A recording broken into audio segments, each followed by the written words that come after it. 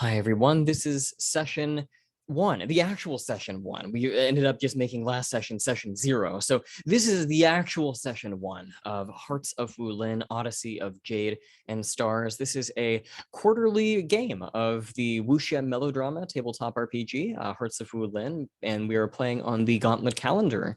That is a small community of folks who are into indie tabletop role-playing games, Powered by the Apocalypse, Forged in the Dark, all kinds of other things, OSR, you name it. Gauntlet-rpg.com is the URL if you are interested in checking that out. But in any event, I want to go ahead and get straight to gameplay. So what I'm going to ask is that we do a quick round of player and character introductions, just so we can all get refamiliarized with who everyone is playing today. My name is David. I use he, him pronouns, and I'm just going to go ahead and go in character keeper order.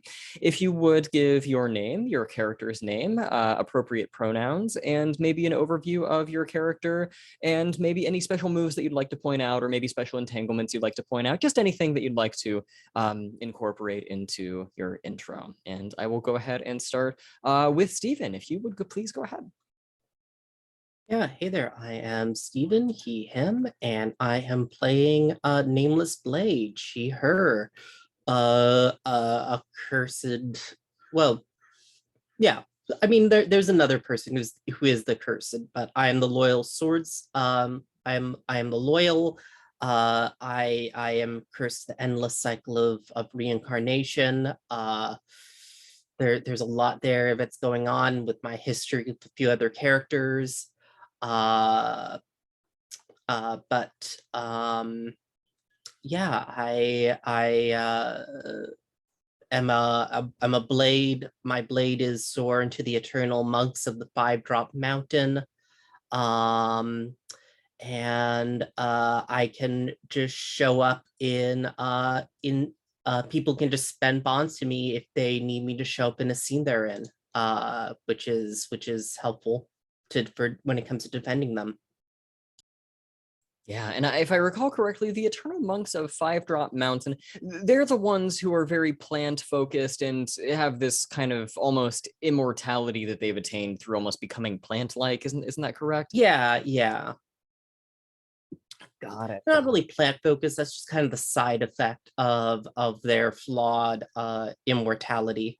Okay. Well, I was going to say Blackwood Palace, Greg's faction, they're very plant-focused. And speaking of Greg, if you would introduce your character.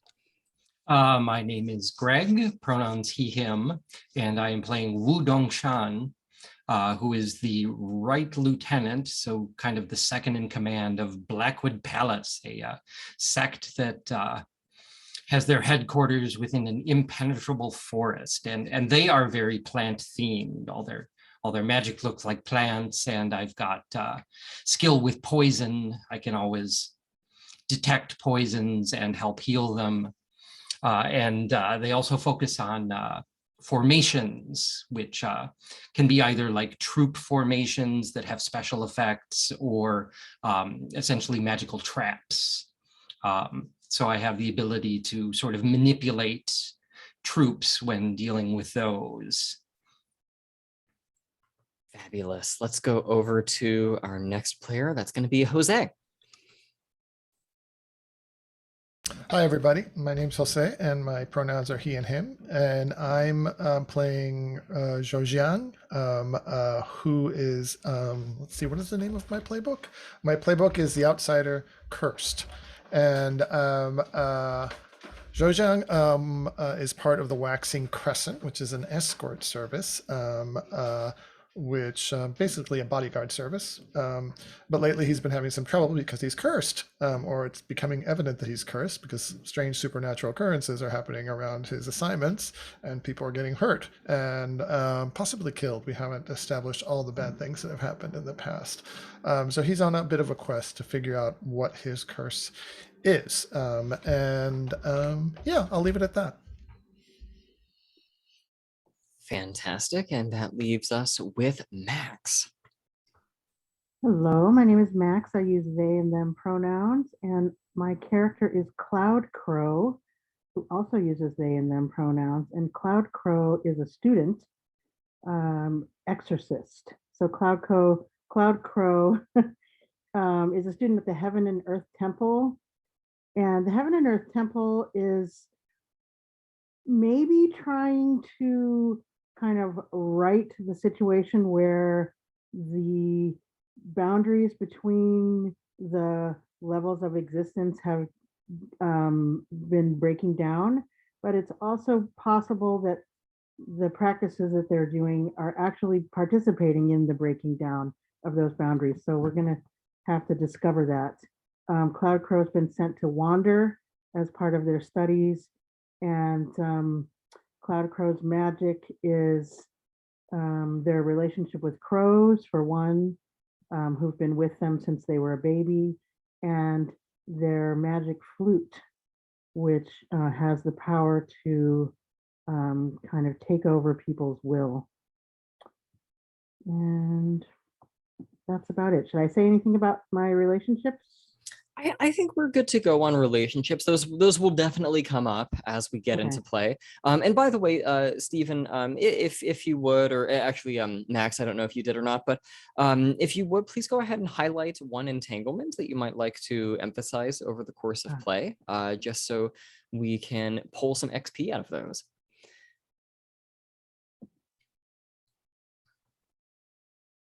And as a matter of fact, it might be good for us to just do one quick go back through so that everyone can read off what their highlighted entanglements are. So if you or an NPC who is dear to you is named, you know that maybe you can interact with that character and help them get some XP. So I'll give everyone just a minute and we will do a quick highlighting of entanglements, and then we will get to the setup for the beginning of the story. Okay. Oh dear, I see that everyone has highlighted the romantic entanglements. On the top. Nameless Blade, let's go ahead and have you go first with your highlighted entanglement. Yeah. My entanglement is when their lover, Sister Serpent, asked me to save Cloud Crow's life. I never thought I would fall in love with them. Yes, and normally I would go character keeper order, but it's too perfect. Can we have Cloud Crow read their entanglement next? Yeah, let's see. So I pined for Blade, but I destroyed her and her lover in a past life. The lover has been reborn as Sister Serpent, who is currently my lover. Yeah, it's quite the triangle. Dong Shan, if you would go next. So my wife Qing Shui is from a wealthy and powerful family, and has a younger brother named Mo Feng, who is evil. He's been making illicit deals with demons in order to advance his family's interests. So. And I still need to work on my pronunciation. Jose, how do you pronounce your character's name one more time? I think it's, you can correct me if I'm wrong, Greg, but I think it's Zhou Zhang. And so Zhang, his romantic entanglement, am I on? Yes, I'm on. Is he has a secret fox demon lover named Song Tian, and it's a secret. Folks don't know, but I think Cloud Crow somehow knows, and is wanting to break us up for either philosophical or some other reason. We don't know yet. All right, and with that being said, let's go ahead and get into play. What I've done in preparation for this session is I've prepared a small, kind of like an opening crawl almost. If this were a Star Wars, you know, this would be where we have this setup that's just given to you. This is your exposition. And I've prepared that in a document on the play folder titled Session 1 Intro. What I'm going to do is I'm going to screen share that so folks can read along if they choose, and then I will read it aloud as we go. So let's see here. I think this should be visible to everyone. So I will begin reading. During the annual Ghost Festival, taking place in the middle of the 7th lunar month, typically August according to Western calendars, the gates of heaven and hell are opened, and the ghosts of one's ancestors, as well as restless, uncared for, and vengeful spirits, are able to walk the land for a month. It is essential to appease the ghosts with food, offerings of burning incense or special joss paper, and entertainment. In a small fishing village such as Ardent Maple, the annual Ghost Festival is typically a quiet and nondescript affair. With only about 500 or 600 residents in attendance, the festival is typically marked by nightly small offerings of incense and food, capped off by a Taoist ceremony, a round of folk songs, and the burning of a small effigy of King Yan, Lord of Hell. However, the festival this year is a bit different. Over the past year, a formerly minor and unassuming businessman by the name of Mo Fang, Dong Shan's evil stepbrother, has come into an immense windfall of money and has become one of the most powerful and wealthy men in the region.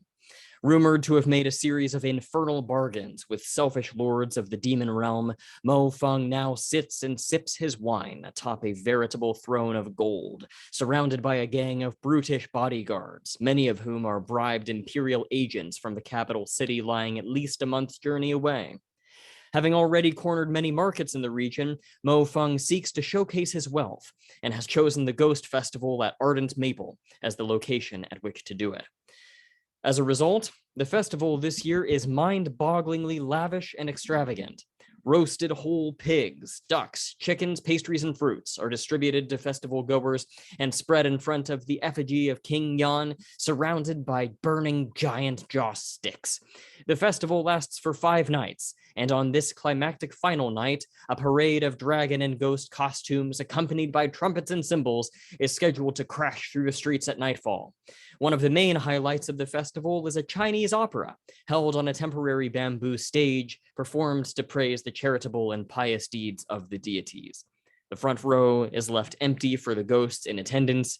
The burning of King Yan's effigy is to be accompanied by fireworks.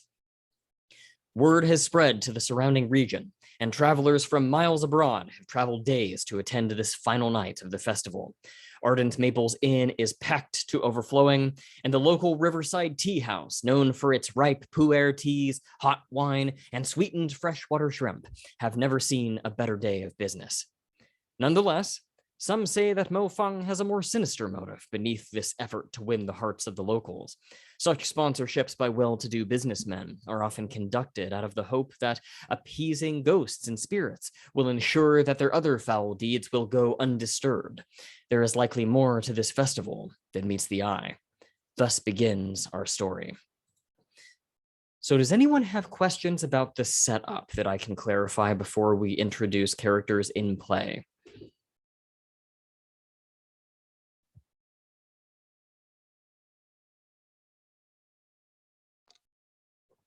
In that case, I was thinking of perhaps just kind of hard framing some opening scenes where we just say, look, this is where your character is at the start of play. Although I'm happy to, modify that if people have any place they really want their character to start off. The way I envision this is that it is dusk. The last rays of light are slipping over the horizon. True to the name of the town, the entire kind of fishing village, which by the way is riverside, it's freshwater. The entire village is nestled within this valley of Chinese maples. It is near the beginning of autumn. They have begun to turn, and there is this brilliant scarlet red that filters down through the setting sun, casting long red shadows upon the ground as travelers from miles away make their way to the festival. I was thinking that it might be interesting if Cloud, Crow, and Nameless Blade start the session together. I'm curious to hear, and I know this is putting people rather on the spot, but I'm curious to hear if there might be a reason why the two of you, either together or individually, might have an interest in attending this particular festival. I'll give everyone a minute, but maybe Nameless Blade, if you wouldn't mind starting, if you have something ahead, or you can pass if you'd like. I I think maybe that Blade herself would not have a reason to go there, but I do like the idea that she has once again been asked by Serpent to escort Cloud Crow, who clearly needs a strong muscular woman like herself to look after them. Yes, and but perhaps even you might be planning on meeting Sister Serpent at the festival, if it so happens that they are there. Excellent. So you're kind of escorting Cloud Crow. A convenient story. Cloud Crow, why might you be in attendance? Are you simply meeting Sister Serpent there, or is there an additional reason? There is an additional reason, and that reason is that the crows are really not happy about something. And I'm not entirely sure what it is, but they are sensing something is amiss. And where the crows tell me to go, I go, because they're so much of the source of my power and my magic. And so I'm going. Ill omens, a perfect reason to travel.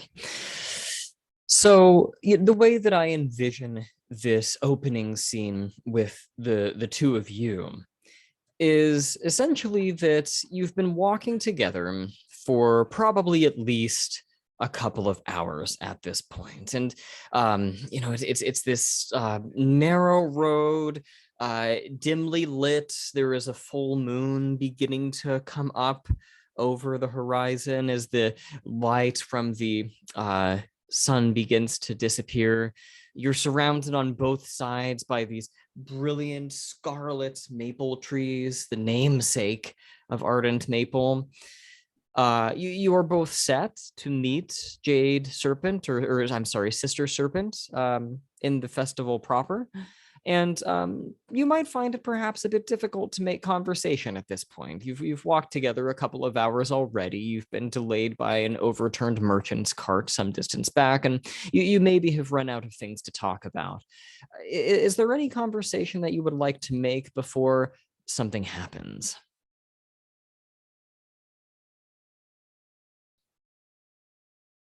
I think that there is like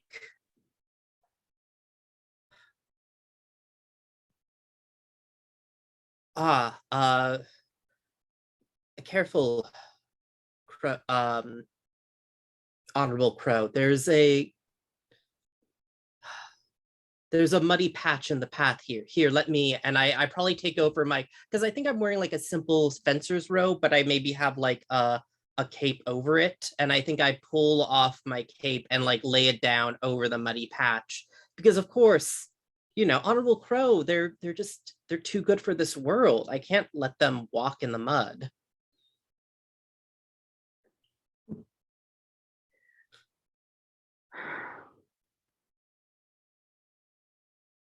I think that the romantic tension between Cloud Crow and Blade is so thick that you could cut it with Blade's blade, or without Blade's blade. I don't know. Yeah, I think Cloud Crow is feeling tremendously shy, actually, and I'm sorry, I overstepped. I kind of take up the cape and put it back over my shoulders and do a bow. I apologize. and I touch the cape and say, Blade, thank you. Thank you for your service.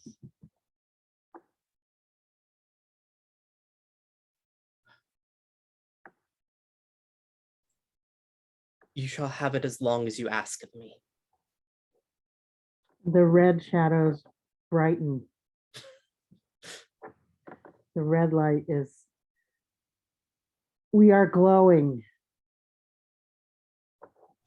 And I am glowing and I'm blushing. And I say, life after life. Mm-hmm. I kind of am looking away, averting my eyes away from you, and nod. And I think maybe that's what we continue on our journey. Let us go. Sure, sure. And so, on that note, I think that what'll happen here is, the dusk is really beginning to set in at this point.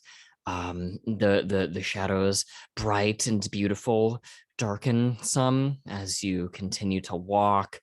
You're right there in that twilight hour when ghosts are rumored to emerge. And within the next 10 minutes, everything just kind of transitions into being really, really very dark. The moon's full, it's the brightest light in the sky.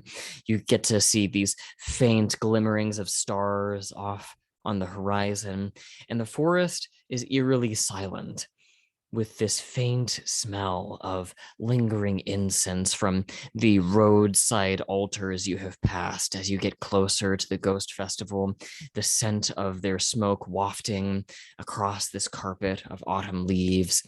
And then, in the eerie silence of the forest, as you round a bend, you hear the sound of maybe sobbing.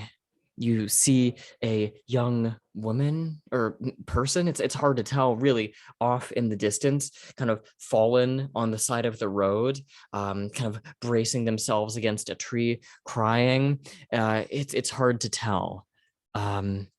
Nameless Blade, what do you do?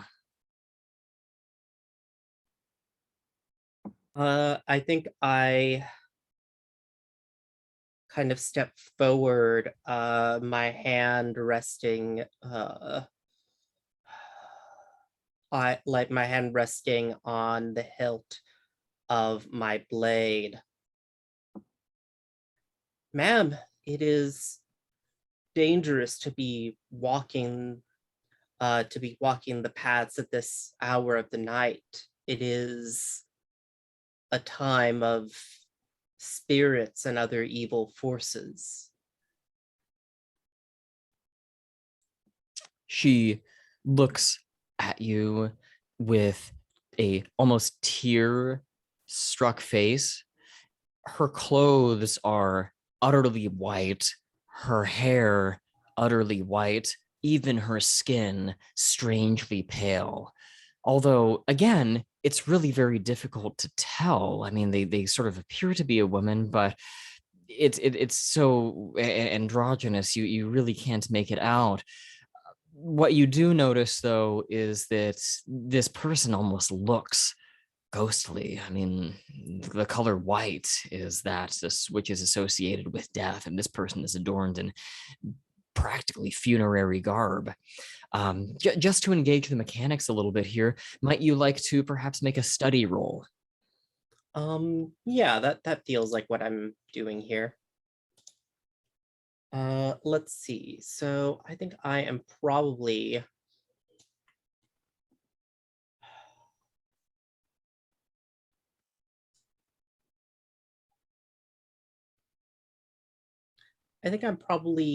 using water here. And let me open this link for our roller. Oops.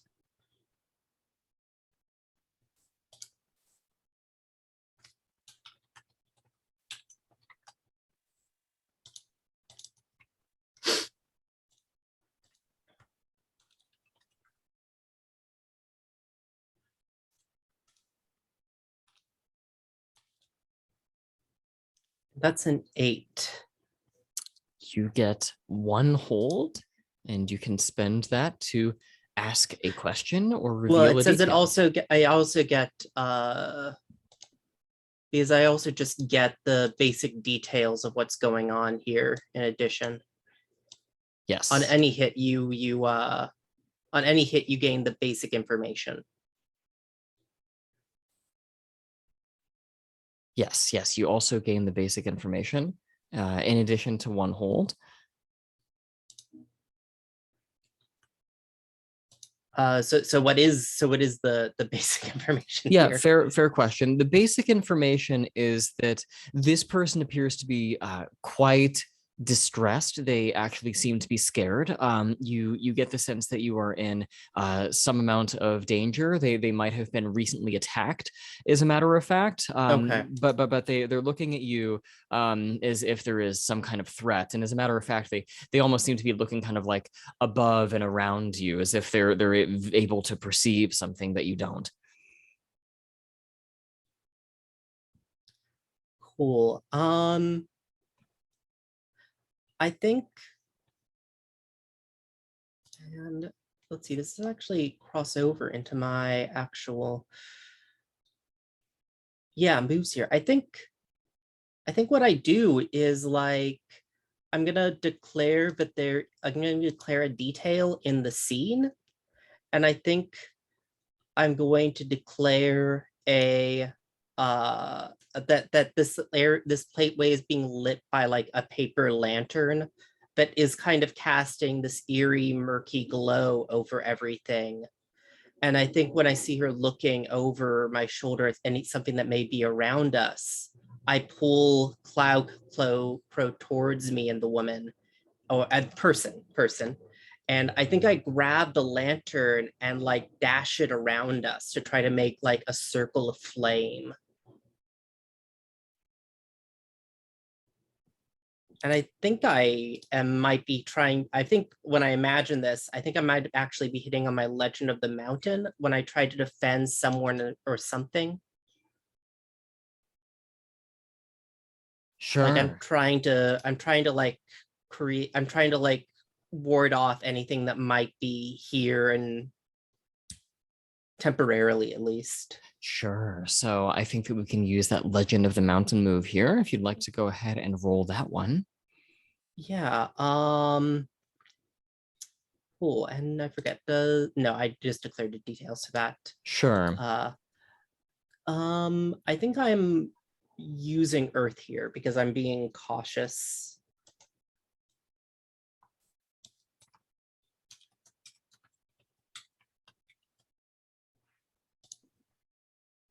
And that's a 9. Fabulous. So by the looks of it, you're able to keep someone or something safe. However, you must also either mark an element or let the MC complicate the situation. Which would you rather do? I will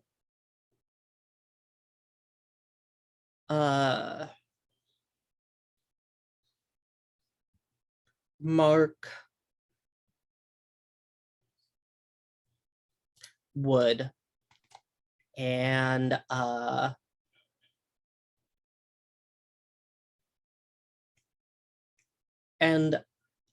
gain a bond with Cloud Crow if that's okay.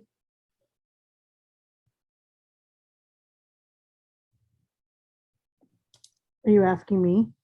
I was asking David if that was Okay. okay. Yep, absolutely. You can take a bond with Cloud Crow. That will bring you up to 2. So the good news here is that you have succeeded in keeping Cloud Crow safe. You have marked wood. Now, let's see here. I think at this point, as you're sweeping the fire lantern about, I think you can almost kind of see the little tracers in your vision as it swings round and round, giving you almost this circle of protection. You can see suddenly something creeping from the robes of this person who you have found on the side of the road. A creepy spectral arm kind of creeps out from beneath the woman or the person's robes. A third arm, it shouldn't be there, and it's going to grab, I think, your ankle, Nameless Blade.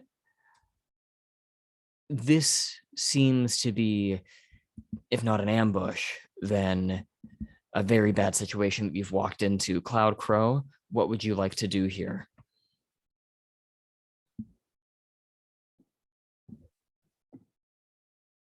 Well, I clearly need to be protecting us. And so I think that the move that I have to do that is the exorcist. Or is there another move that I should do first? You Right. can, if you want to go with this sort of supernatural intervention here, then the exorcist move would, I think, be the way to go. Okay, I think I'll do that. I will do an exorcist move. Fabulous. So you're Well, going to attempt to create a barrier to expel or bar a supernatural spirit. yes. The spirit is not of a higher scale than you, so you do not need to mark an element. You just get to go ahead and roll. Okay.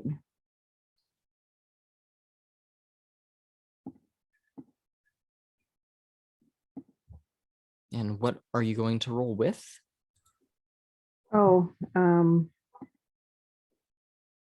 I see. What element do I roll with? Yes. I'm gonna roll with water. Ah, fabulous. So that'll give you a +1. And by the looks of it, that gets you an 11 Yeah. on your roll. So this is going to go off without a hitch. Can you describe how you're able to force the spirit away for the time? And you may also ask one question about it. Okay. Well, I think that since my main weapon, other than the crows, is this flute, I think that I merely play a very short melody, and the spirit withdraws and moves up into the air, and we don't see where it goes. But my intention is for it to go away, as far away as possible. Yeah, there is this hiss as the spirit is fully expelled from the person who seems to have been attacked. It is this wretched, vaporous thing, and it just kind of shoots into the night sky, leaving a trace of kind of pale white smoke with noxious scent as it almost evaporates into the night air, leaving you with this traveler sobbing and terrified. You seem to be out of danger for the moment. And with that, I want to cut over to Zhang. So if I may hard frame a scene to get us started, I was thinking of putting you with, and again, the pronunciations are something I will have to learn over time, Song Tian. Right. Yeah. Okay. So I think that this is going to be a scene that takes place perhaps in a hut or a house or a small cottage that Song Tian has either owns or has procured in some way. I mean, you're basically with Song Tian. I mean, is this a house that I'll let you decide? Is this a place that they own, or is this maybe a place that you have just agreed to meet at? It's kind of maybe a public traveling roadside inn, and you have a room that you're meeting at, or Like that sound, the sound is an assignation. I think we meet when we can, and maybe he sends me some kind of message in some way as to where to meet him. He's not the homebody type, so I don't think he's got a stable home somewhere. So yeah, a room in an inn or a traveler's hut somewhere that he's asked me to meet him at. Sure. I think you might be meeting kind of at a nondescript inn some hours away from the festival. It was a urgent message that was delivered to you. It was very important that you meet with Song Tian, and as you enter their room, it is beginning to the night is beginning to fall. There is a small lantern in the room lighting things, but otherwise we're talking long, dusky sorts of shadows. And he is standing there before you, utterly beautiful, but seemingly troubled at the same time. Zhang, he says, it's so good that you're here. I don't think we have a lot of time, but I desperately need your help. Tian, you seem troubled. You're worrying me. What's happening? I have been tasked on short notice with an errand by one of my brothers, he says, and you know he's talking about another demon, though he dare not say these words aloud in the mortal realm. He tells you, I have been given a parcel that has been ordered, delivered to the Ghost Festival tonight to Mo Fang, and I cannot take it. The festival has been warded by Blackwood Palace. There are paper talismans everywhere. One of my kind cannot enter. I need you to take it.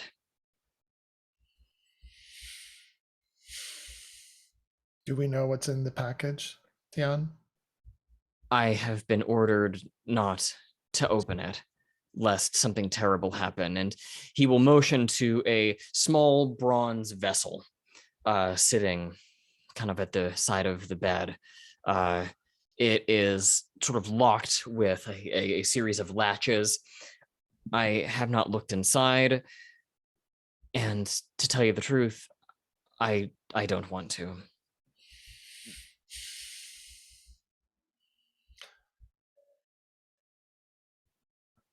Yeah, Jiang pauses and looks at the vessel. I think maybe I could use my move here. Let me remember what it's called. Eerie Moon and Evil Star. When you enter a place clearly tainted by a supernatural present now or in the recent past, you can perceive hidden energies and can ask a study question. So it's kind of like a study. Sure, we can go ahead and use Eerie Moon Evil Star. All right. What are you going to roll with? Which would be, I think I'm being cautious. So I think I'll roll with Earth. All right.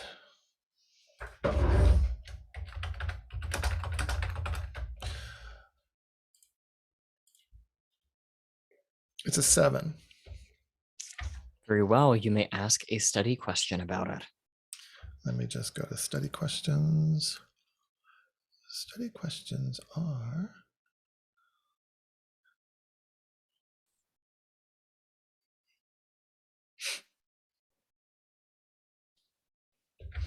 I think I want to know, it's about the object.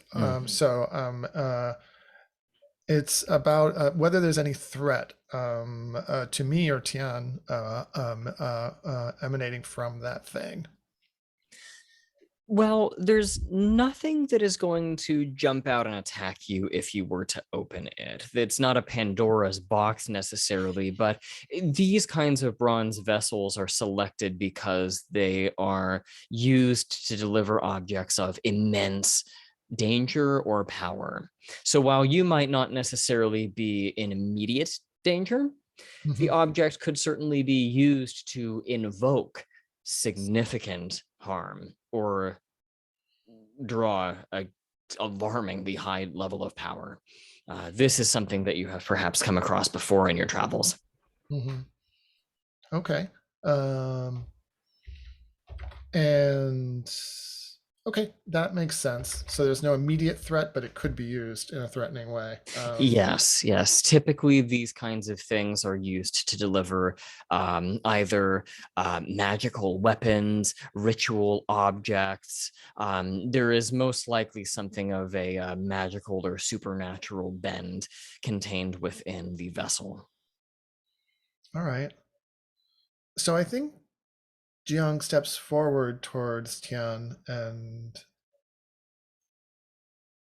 touches his arm and says, "This is a dangerous object, but for my love for you, I'm willing to take it on and make the delivery for you." He takes your hand and gazes into your eyes. It is a short meeting of your gazes, but it is intense nonetheless. He says to you, "I knew I could trust you. You're one of the only people who I can trust.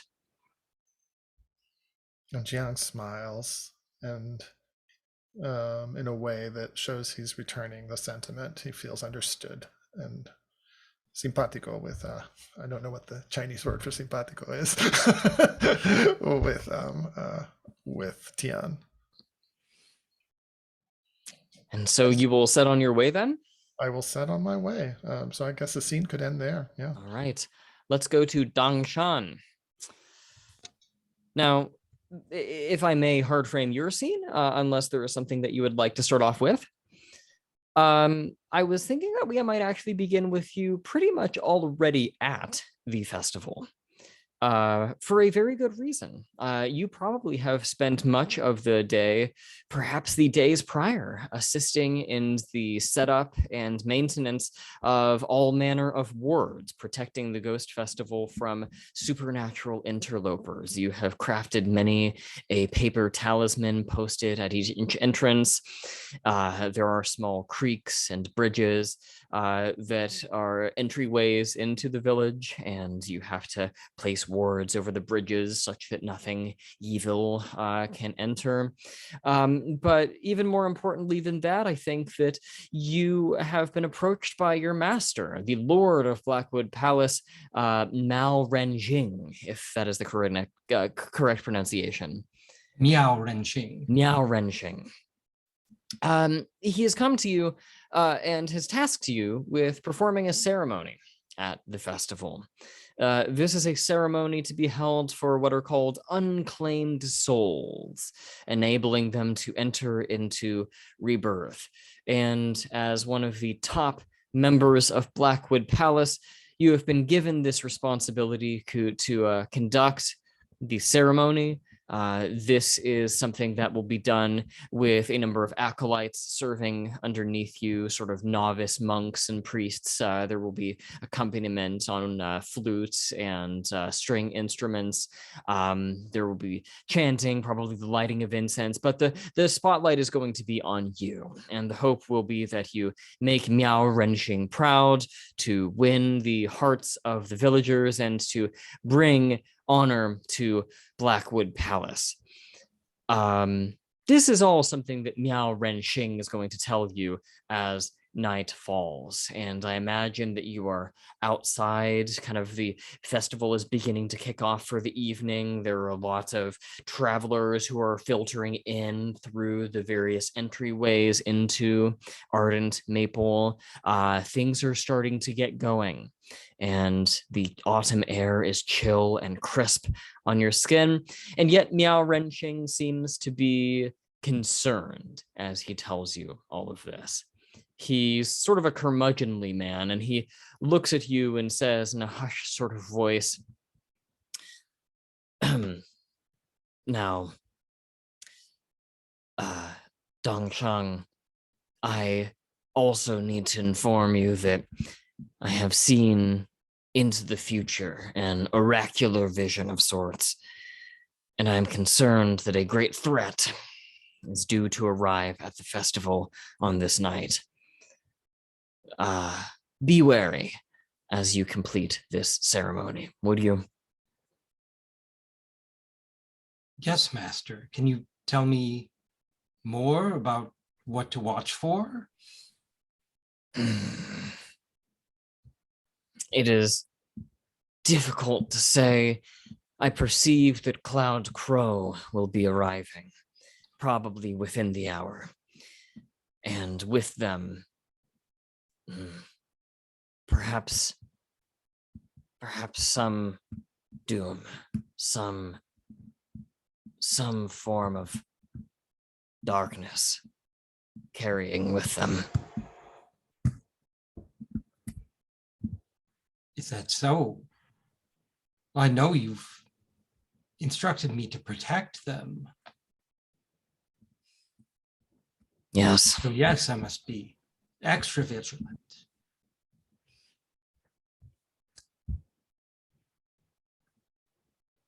If anything is to happen, or you are to notice anything suspect, do not hesitate, Dangshan. I will see to it that your actions are justified, if only after the fact.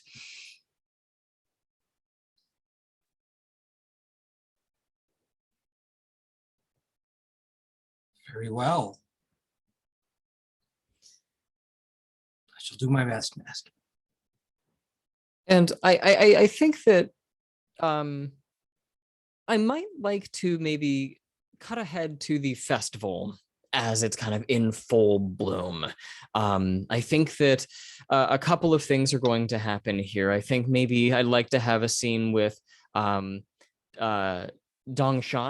with your ceremony, and perhaps Zhang, you might arrive at about the same time. We'll also have Cloud Crow and Nameless Blade arrive as well, but we might have to do kind of a flashback as they arrive to see how things end up between you two and the traveler who you have saved from certain death. Speaking of Cloud Crow, you don't forget you also get to ask a question about that spirit. So do be thinking of that if you don't have one already. But I think just to keep the spotlight on Dongshan for a moment, this is maybe a ceremony that's going to kind of kick off the evening's festivities. It's almost sort of like an opening prayer of sorts.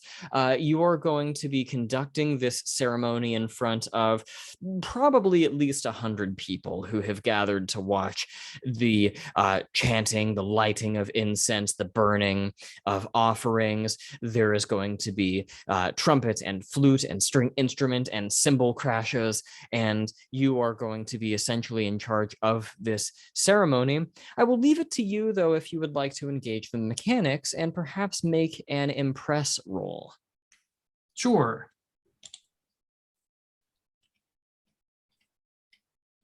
So this would be when you act to impress others or succeed at a competition. In this case, describe your performance and roll.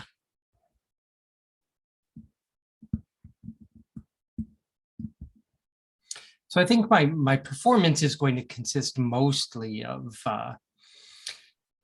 just sort of, moving about of ritual implements, chanting, and also sort of drawing those kind of like the kind of paper talisman calligraphy in the air, which you see written in glowing letters. And so at various points, I'm inscribing these in the air as the chanting and music continues.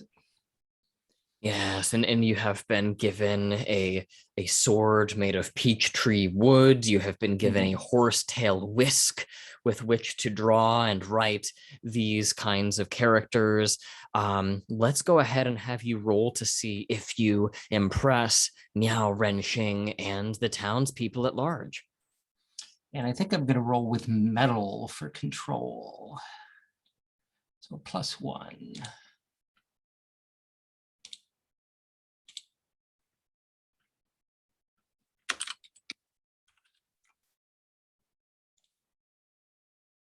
Ooh, that's a 12. It goes off without a hitch. You impress and convince. You may choose 2 options from the list.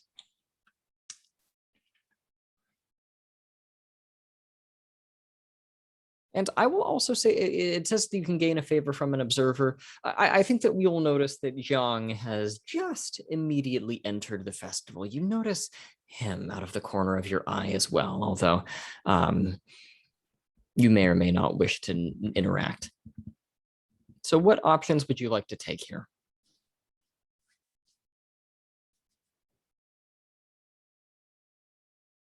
Let's create a bond with my master. Okay. And gain a favor from an observer. Trying to think of who would be watching that. Zhang is also watching. You could take a bond with him as well. Oh, that's right. I can pick the same option. Yeah, let's do that. So 2 bonds, one from Miao Renxing and the other with Jiang. You have 4 bonds in total. Jiang, could you describe your reaction to all of this? Impressed? disturbed, you are tasked with spying on this man. Mm-hmm. Yeah, so I picture after we're seeing Dongshan doing his elaborate ceremony, then the camera just spies Jiang just coming in under the eaves in the shadows, um, and the light of the burning letters is like glowing on his face, and he is just has an expression on his face of a bit of awe um, around Dongshan's abilities and the beauty of his ceremony. Yeah, and Jiang is kind of a sensitive sort, so there's something about just the beauty of the calligraphy in the air and all of that that's just moved his heart and his mind, and you can just see it in his face. He doesn't say anything, but you can see it in his face. His eyes are wide open, and he's just taking it in. You're so distracted by the excellent, skilled, competent completion of this ceremony, Zhang, that you maybe don't notice as you pass the threshold into the festival proper. I think the camera's going to have sort of a shot facing your face directly. Your eyes are wide and enamored with the skill before you. I think there are a couple of paper talismans posted as you walk into the festival. And as you cross them with this bronze vessel beneath your arm, you don't see, but I think the camera will see the talismans begin to burn and turn to ash as you cross past them with that bronze vessel under your arm. Everyone else, again, is, of course, far too enraptured with Dongshan's performance to notice either. Just the camera notices. Just the audience notices. Cloud Crow and Nameless Blade. This white-haired, white-robed, pale-skinned person gets themselves up with a trembling arm off of the road and with a trembling hand begins to they want to kind of place a hand on your shoulder, Nameless Blade, to steady themselves against you, but then they pull it back as if, oh, I can't possibly touch you, I don't deserve to. They just bow repeatedly. Thank you, thank you, thank you, thank you, they say. You have saved me. I was accosted by that horrid thing on the side of the road. It's unspeakably terrible. You've saved my life. Whatever could I do to repay the two of you? And their hair is dripping in front of their face. It doesn't seem to occur to them that they look like a dead person.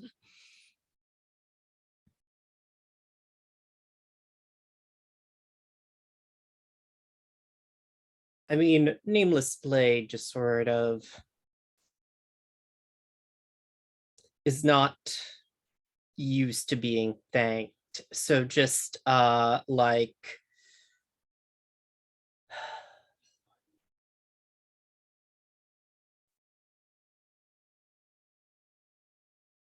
enough of that. This one is just doing her duty. We're not yet out of this haunted wilderness. Honorable Crow, do you sense anything else about us?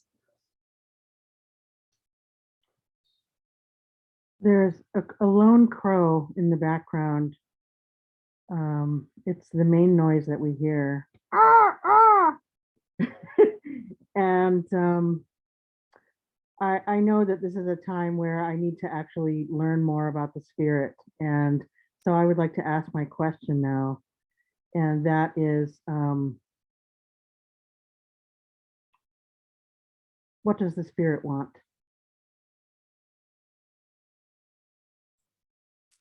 Well, ooh, no, that's you hit the nail on the head with that Read question. us. So it's interesting, actually. The spirit, well,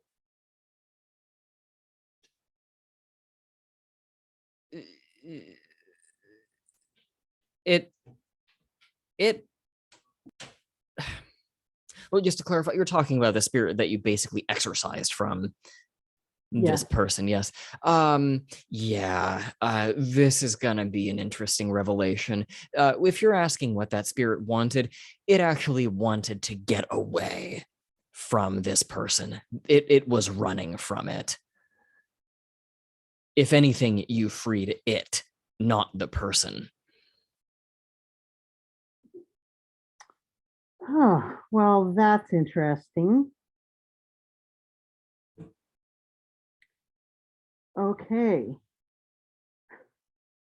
So what now? Okay, well, knowing that, I am now, of course, wary of the person. The crow is telling me that we are not out of the woods, so to speak. And what do I do? We do need to get to the festival. I feel that I need to get to the festival, and I also want to protect us. And Blade is, I think, feeling the need to protect this person. And so how can I communicate with Blade without this person hearing? Is there like a way? I'm sure you can. You can give them a look. You can Okay. say a moment of your time and pull them away suspiciously. Okay. However you choose to. Okay. Blade, come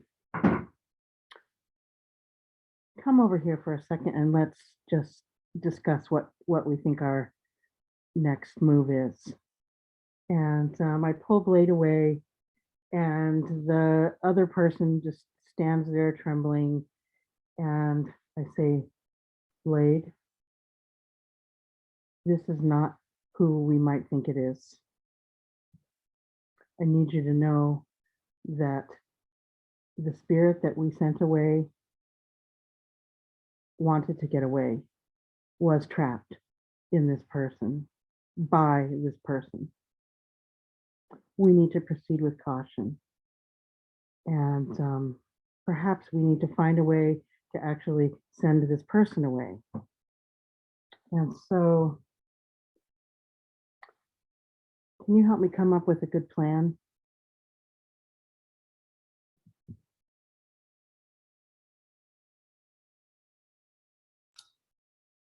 Man, because I think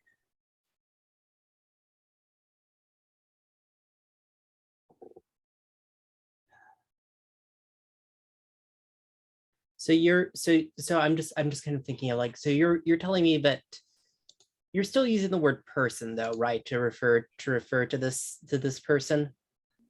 Yes. No, I was talking about, I was specifically asking Crow here. Oh, I'm sorry. For lack of a better term, perhaps demon, perhaps devil. Mm-hmm.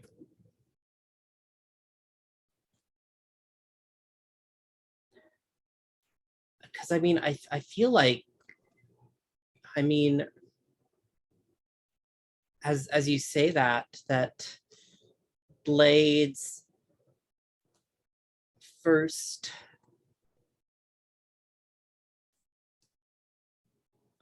response is to kind of give a small nod and a bit of a grunt. And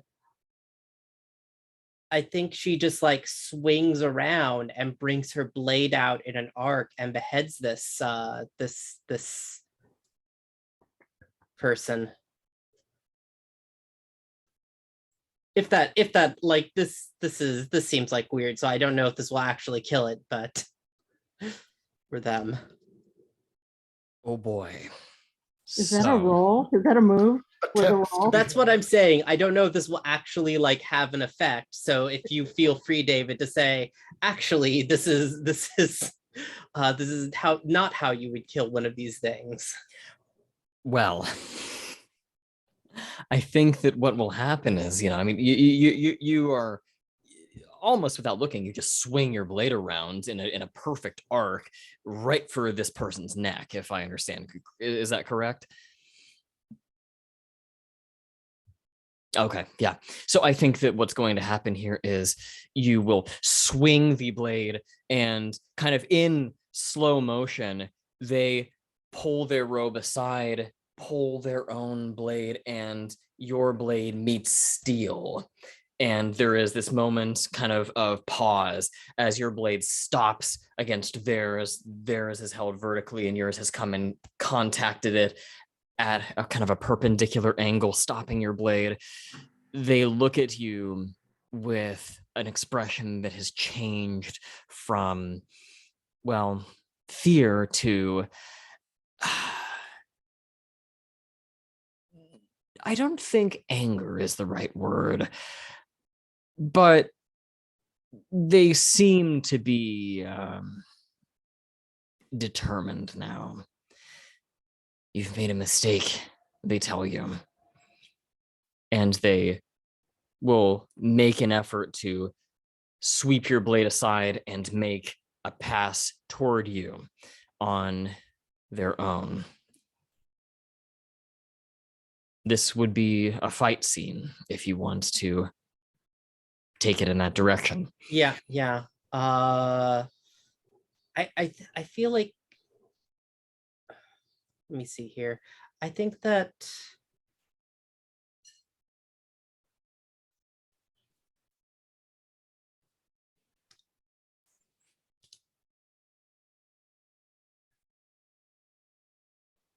the way we see it here is that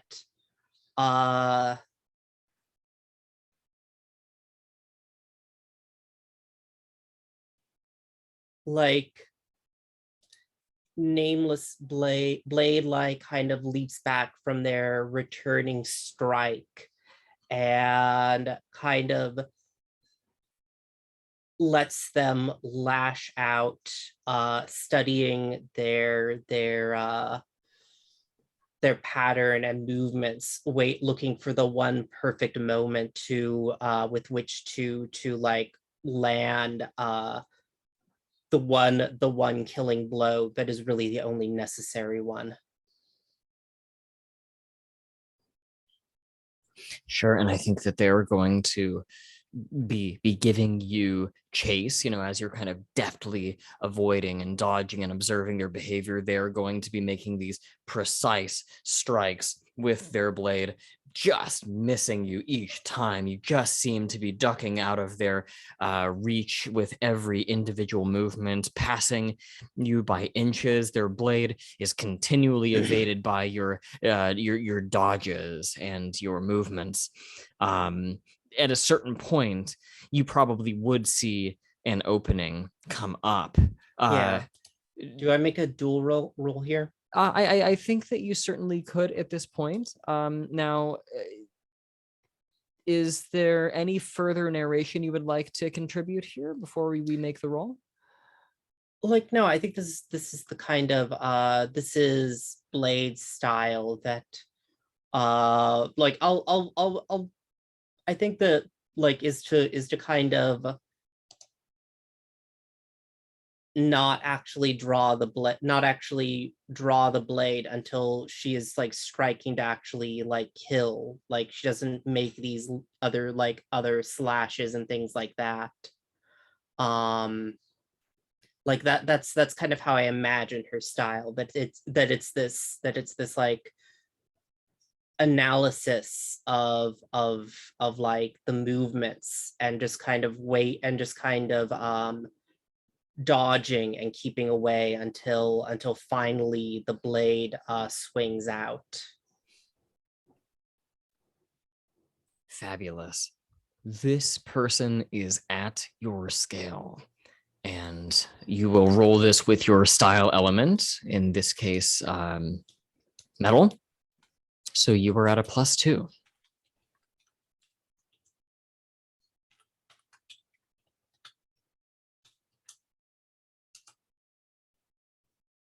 And that's a 5. You could spend both of your bonds to bump that to a 7. Or, well, you actually have 3 bonds. You could spend 2 of them. Yeah, I think I will. I guess Cloud Crow is here, and I want to make certain that they stay safe. I like I think that I think that like I see her like maybe I see that like I've left an opening where like Cloud Crow is vulnerable, and this whatever this creature is takes that opportunity to like go after them, and it's at that point where I see that they've done this. I mean, if you want to narrate you aiding in the fight, you can Cloud Crow. It just won't matter mechanically right now. Actually, no. How it could matter, because if you want to, how does it? How are you aiding in the fight?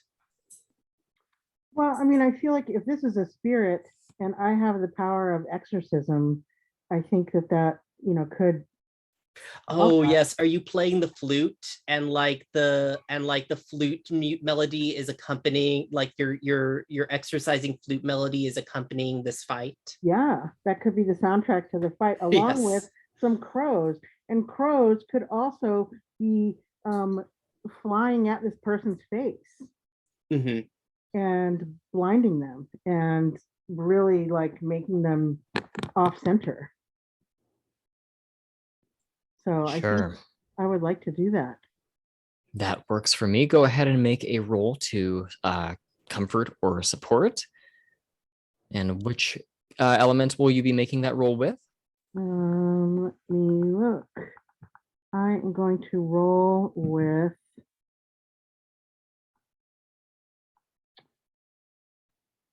I'm gonna roll with metal. Control, calculation.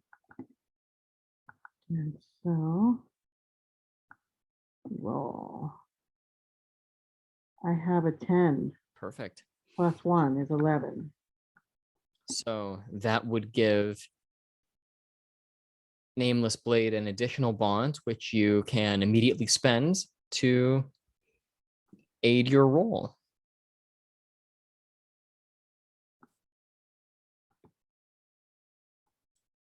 Which brings you to a 7 on your dual move. Yeah, and so I think actually Crow, so like basically I'm getting an additional one, and Crow also, because well, I could if I wanted.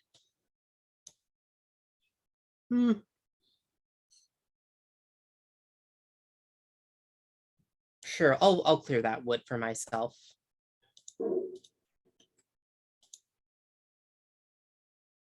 Because on a 10 plus, both of us get a thing. Okay. Sorry. Oh, I just want to make sure I'm understanding this right.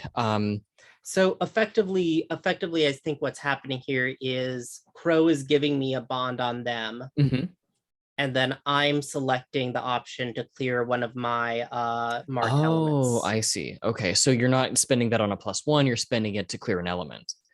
Yeah, but on the 10 plus, I'm still getting an extra bond, right? Yes, because it was a 10 plus. I Yeah. forgot that you get the extra bonus for the 10 plus. Yes, so you clear a marked element, and you also can have a bond to spend. I mean, I'm also fine because I think that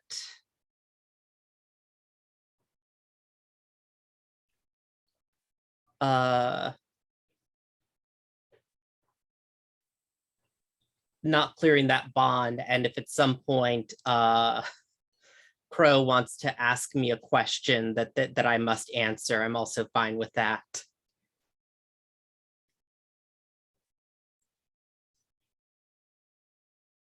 Sure. Well, whichever way you want to play it.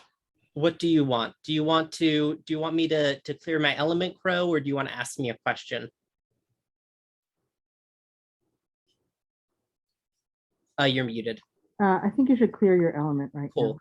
now. Yeah, so I think I do like there's a moment, and I think like we see the glint of it. Almost looks like the blade glints red, like it's already bloodied before I strike. And I kind of bring it a lot round, and I kind of imagine that it makes this like dark red arc in the camera, and it comes down, and I'm not actually, let me see here. What's the 7 to 9 for a duel? It's win at a cost, narrate your loss, or the deadlock option. Cool. I'm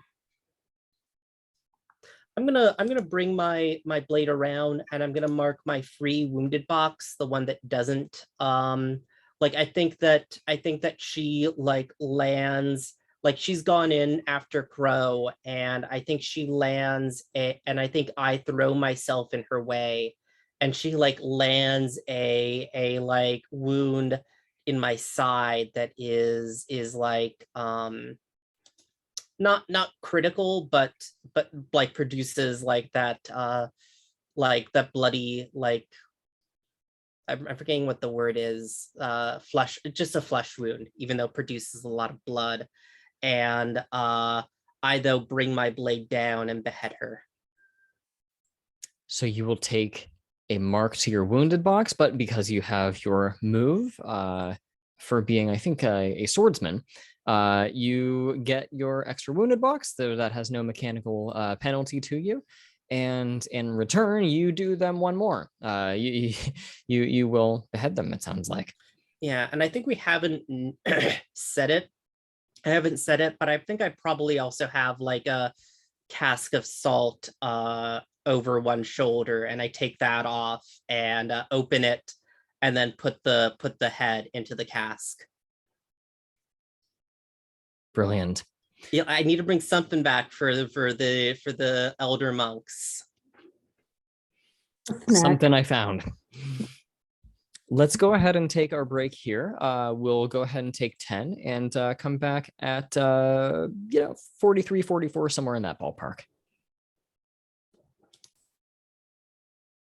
Okay, folks. So let's go ahead, and I'd actually kind of like to, after that, I'd like to have a scene with maybe cutting back to Dongshan and Zhang.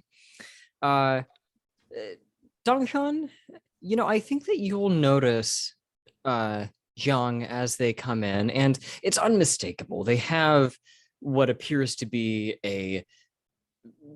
essentially a ritual vessel under their arm. The average person may not see it as such, but you are kind of well practiced in the art of ceremony and ritual, and you know that this guy's carrying something rather important under his arm. Is there anything that you might like to do here? I think that Miao Renxing is going to be approaching you. There is pride in his eyes. You have executed the ceremony to a T. The crowd is clapping. That's not necessarily the most appropriate thing, but they're very pleased with the quality of the ceremony. I mean, there's a lot of different things you could really kind of do here. What comes to mind here as you see everyone sort of being close around you?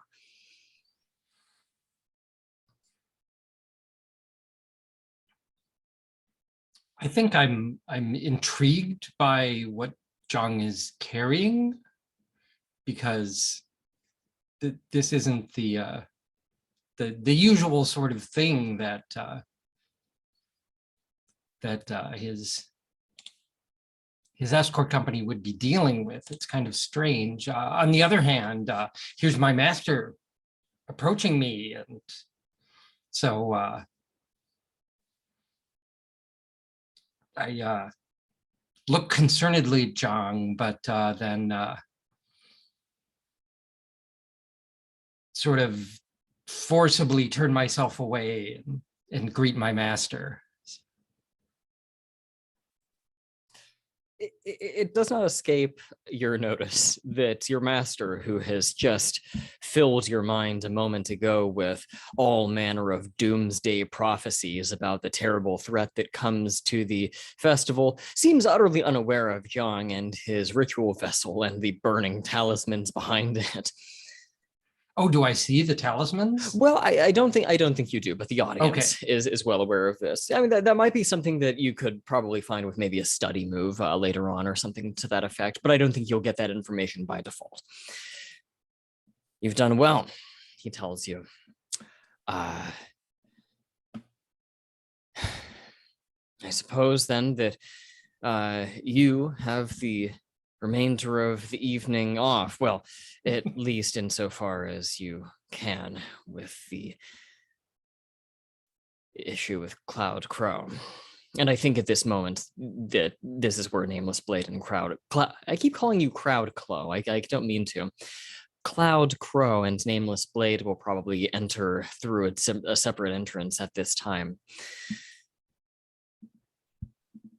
There they are now, he tells you. Be careful, but at the same time, remember, everything is justified.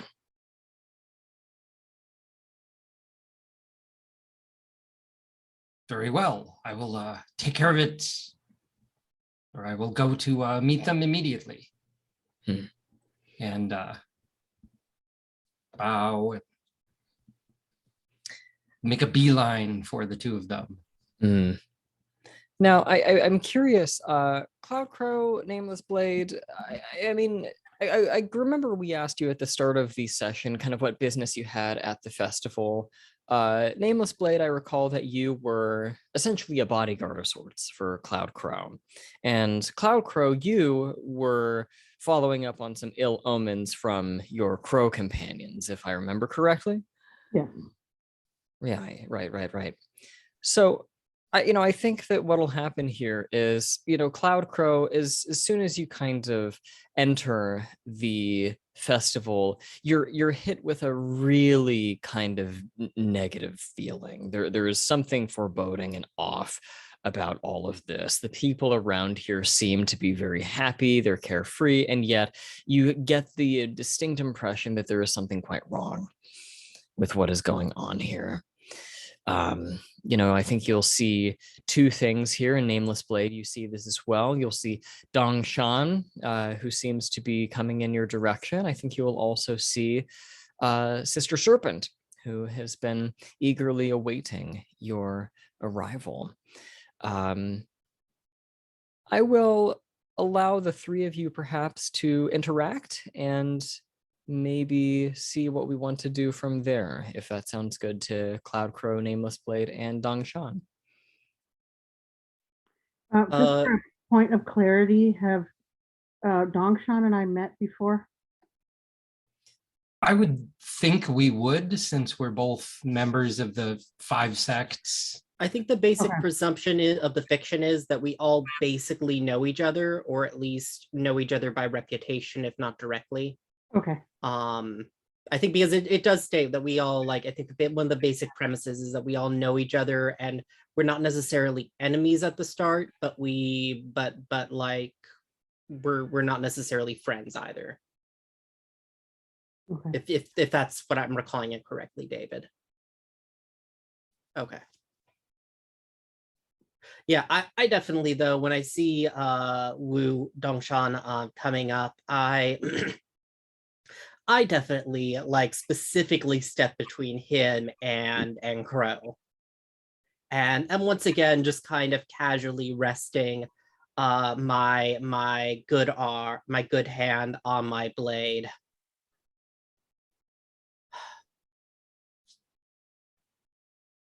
Dongshan, what brings a tired bureaucrat such as yourself out to this part of the woods? Bureaucrat? Say that again to me sometime when we can have it out. But I'm here on behalf of Blackwood Palace, and And my wife. Her brother has engineered this festival.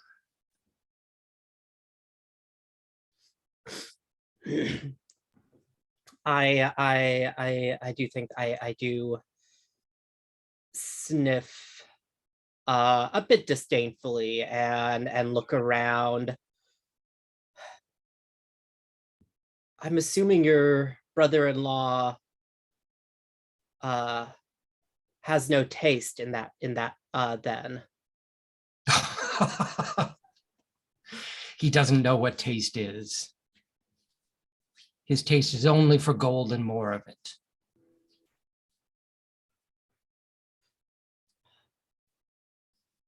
I think that Cloud Crow at this point is a little bit confused because which clearly means I need the protection of Nameless Blade.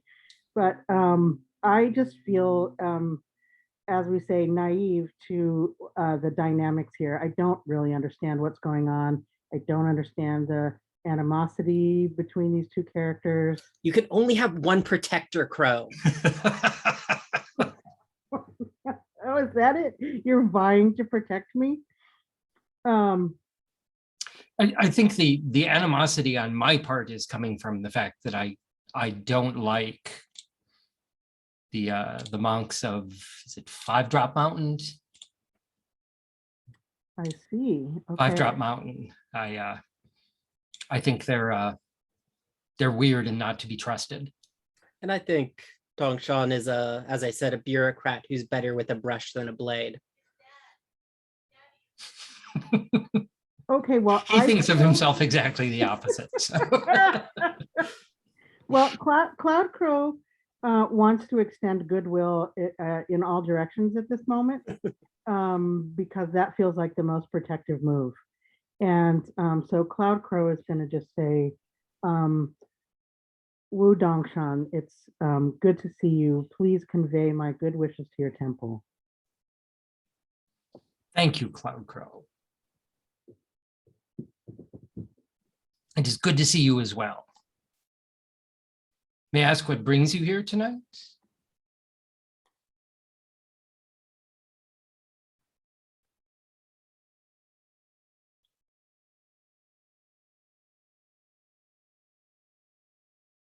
And at this point, I'm completely ignoring Blade.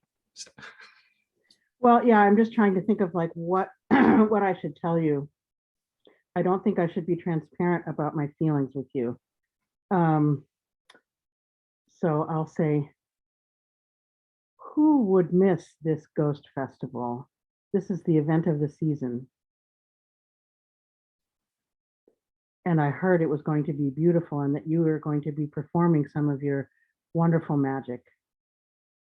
I hope I haven't missed it. I'm afraid you missed our opening ceremony. Hopefully there will be no further need for. I'm so sorry. Magic, we were slightly delayed along our path, so I'm sorry that I've missed that. But do enjoy the festival. Thank you. Mo Feng has, if nothing else, provided wonderful entertainments here tonight. Please convey my wishes to your wife as well. Thank you very much. I shall.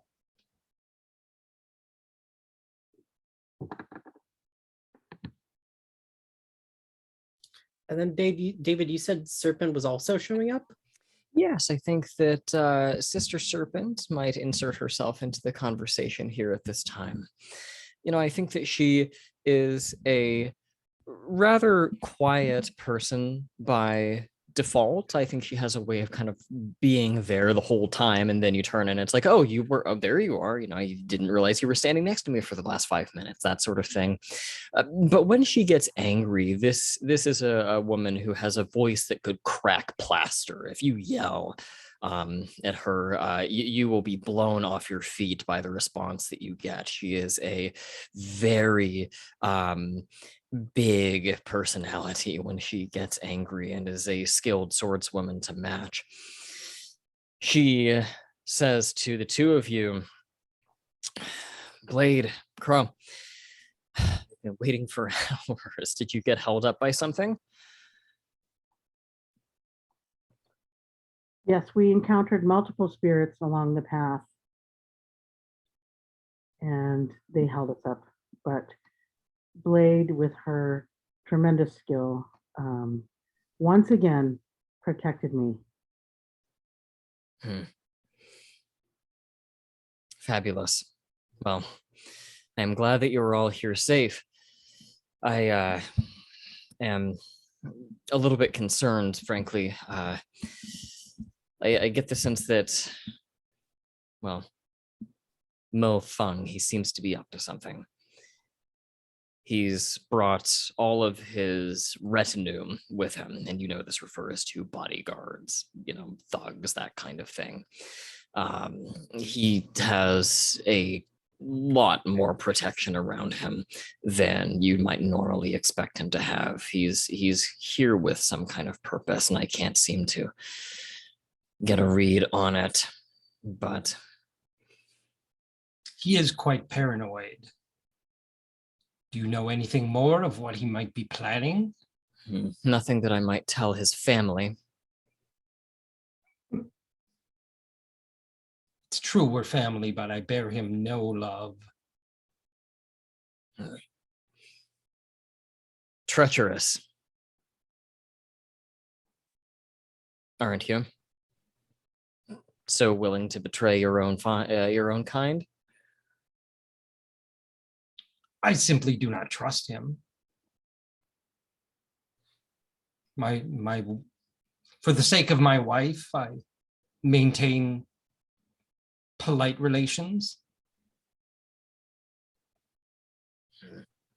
If you wished to take a piece of the power he possesses, you surely could. You are related, after all. And you mean to tell me this has not tempted you? What power? He's accumulated a lot of gold and bought a lot of men, but I can't believe that it's anything but good luck that he's come into this. Well, someone like him, I don't think that he's going to stop at just money. There must be something even greater that he's after. And I think at this time we will cut to Zhang. I think as you are in the festival, I'm curious, were you eavesdropping on all of this, or were you trying to find Mo Feng yourself, or what were you up to during the course of this conversation, Jiang? I think Jiang is multitasking.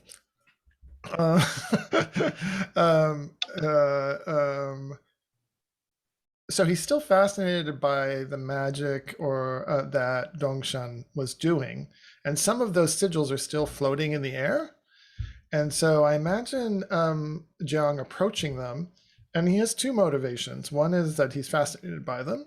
The other motivation is that he's been asked by his faction leader to spy on the capacities of Dongshan and Blackwood Palace.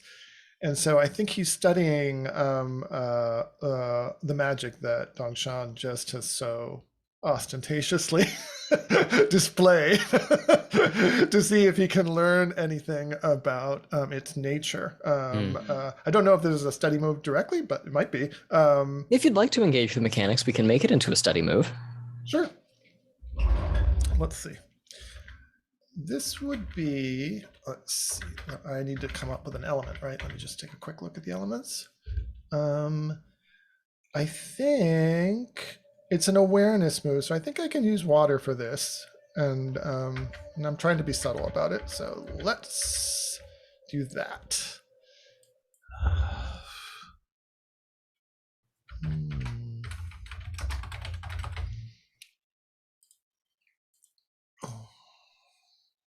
It's a 10. Excellent. So a 10 for a study. So many tabs.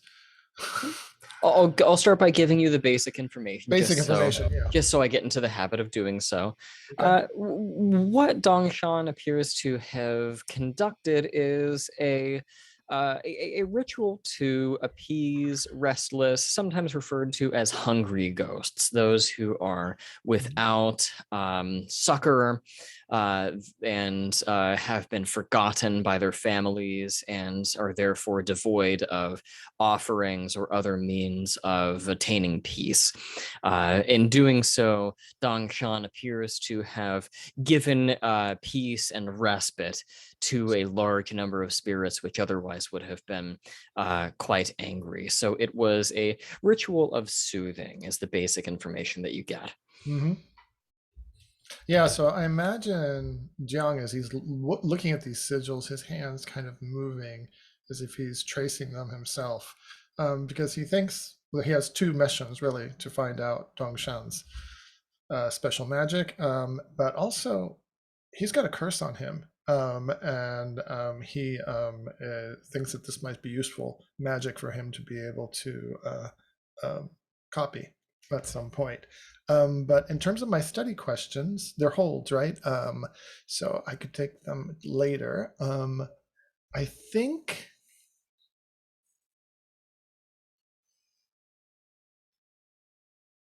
I want to look for any hidden details in the magic that are not obvious. A hidden source of power, a movement that seems unusual or new or something like that.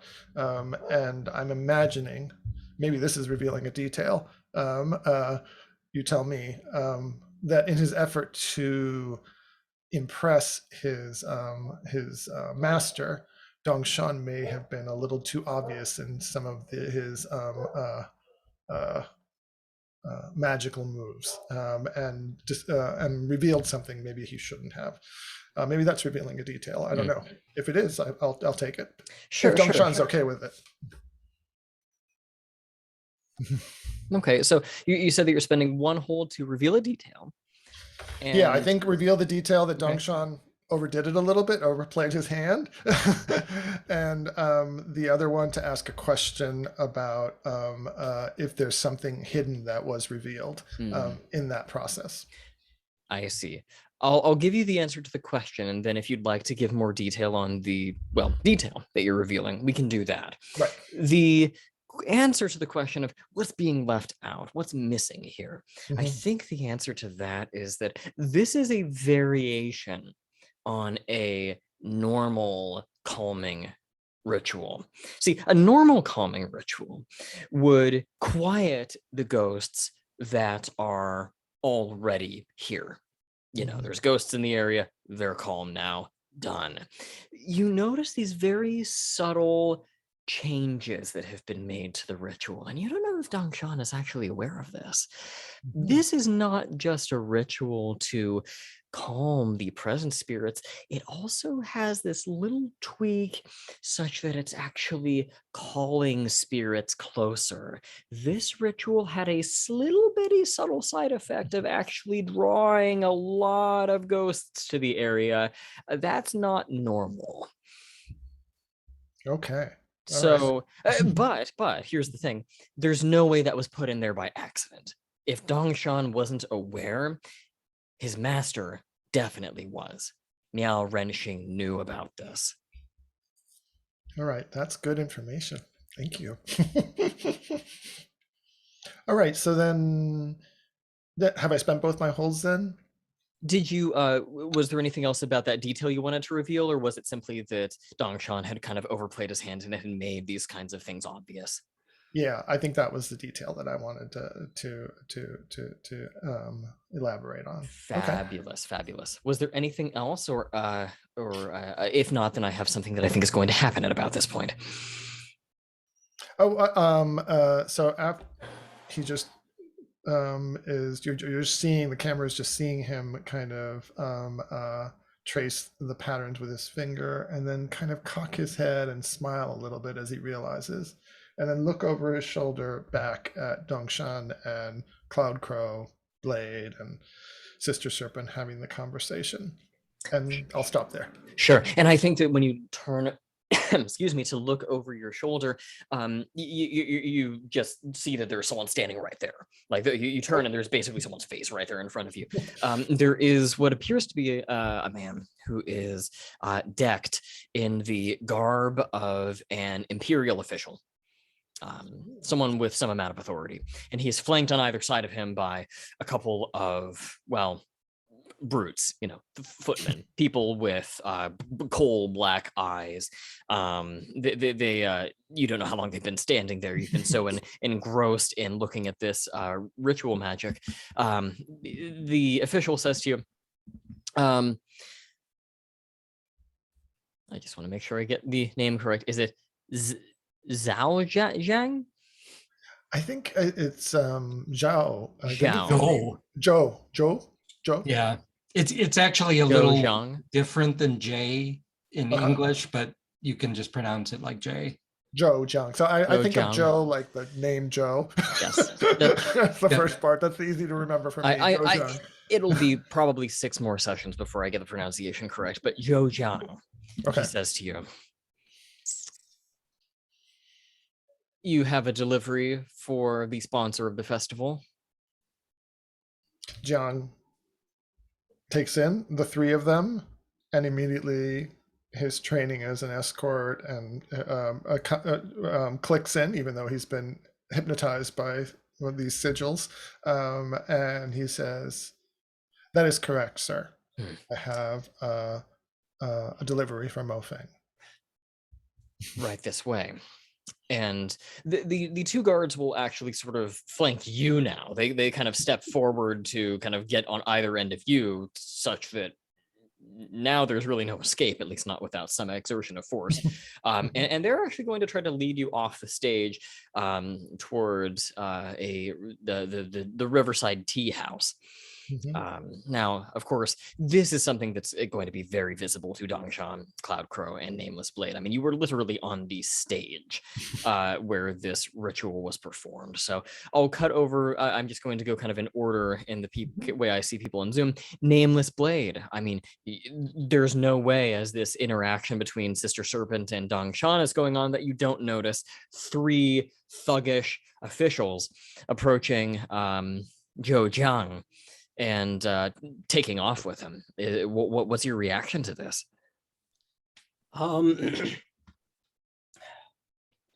I lean in to Sister Serpent and whisper into her ear, "Something is occurring with that Zhang fellow. I do not trust Dongshan around Crow.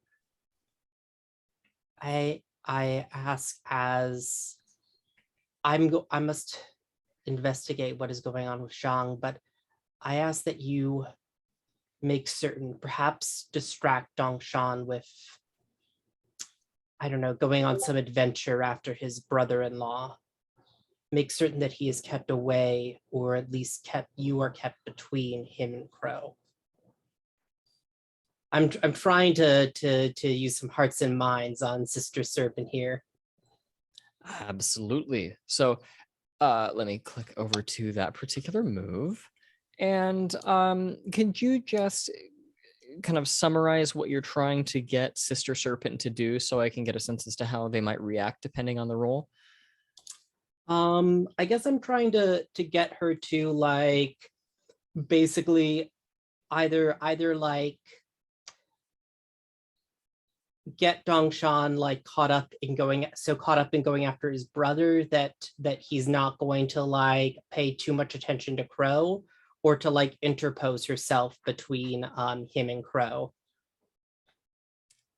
So in so many words, make sure Dongshan stays away from Crow.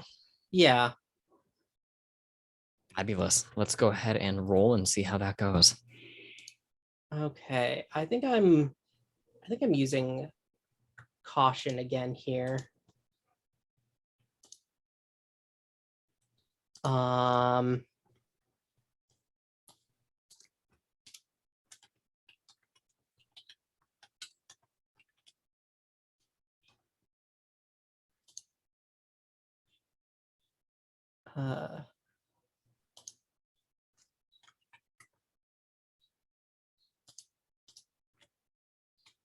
That's an 8. Mm-hmm. So let me see here. The nature of your relationship with Sister Serpent is, I'm looking here, it's generally pretty good. I'm looking at the character map from last time. It says that, Yeah, it's just that the whole relationship is a big bomb waiting to go off. It's okay right now though. right. So, I'm looking kind of here, and, I don't think this is going to be something that would alienate Sister Serpent. I don't think it's really outside the bonds of your folks' relationship. I don't know why they would overreact or reveal anything to you because they lose their composure. I think that just because you folks have a so far pretty reasonable relationship, that Sister Serpent will simply give you a kind of a wry little smile and tell you, no need to worry. Cloud Crow is all mine. I avert my eyes at that.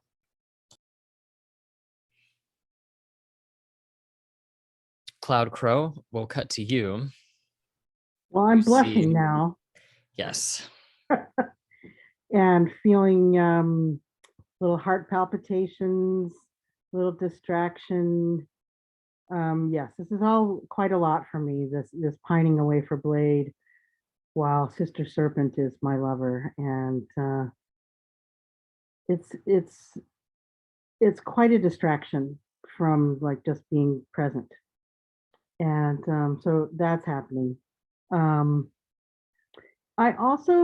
I'm having some feelings about while I recognize that I am a student and I need the protection of people who have skills that I don't, I'm also feeling a little bit like I want to use my own magic and my own skill to be protecting myself. That's what I'm out here to do. I'm out here to, travel the land and, learn how to use my skills myself too. Not myself, but, I feel a little bit trapped by everyone's. Well, protecting me. there was a good question that Jose raised in the, not Jose, but Greg raised in the chat. I mean, one of your entanglements is basically that you pine for Blade, and now you have a situation where Sister Serpent has more or less said,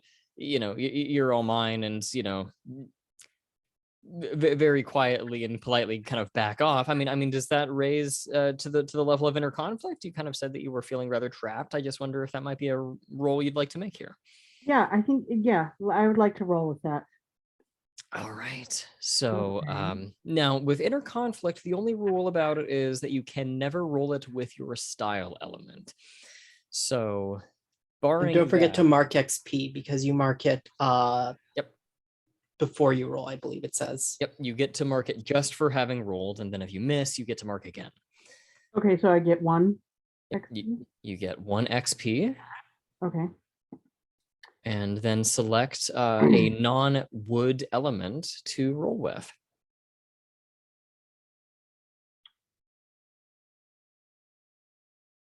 I think I'll roll with water. All right, that is a +1.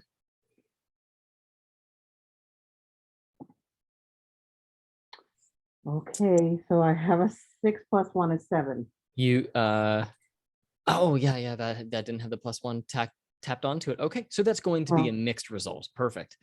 And so on a mixed success for inner conflict, you can do one of two things. You must either flee the scene or mark an element of your choice in order to hold yourself steady.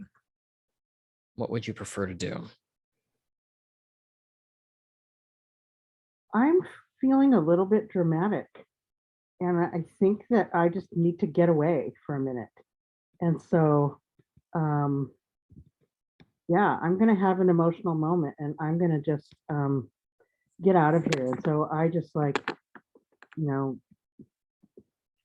I turn away and I just walk very quickly out of the center of activity where everybody is and around the back of some buildings. I just need a little space to be with myself and away from the other people.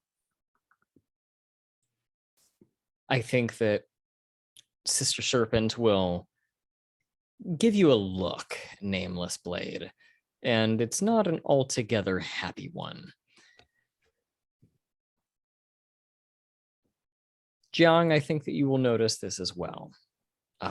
You will kind of see out of the corner of your eye that something has been said in the presence of Cloud Crow, and they have turned and taken off by themselves.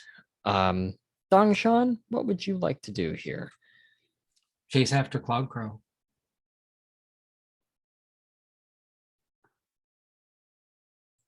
Just And as you do, you are going to see that you kind of have a choice, because on the one hand, Cloud Crow is going this way, and you know, you obviously have a vested interest in seeing what's up with Cloud Crow, and yet on the other hand, you can see Jiang carrying a ritual vessel, having been escorted by Mo Feng's men, and you have to make a choice over which one you want to prioritize. And if that rises to the level of inner conflict, we can roll that too. I think it does, because I have sort of two clear things I need to do. So mark XP. And so tabs. Where's XP? There it is. And then select a non-fire element to roll with. I think I'm going to roll with water. Try and apply some wisdom that I don't have, but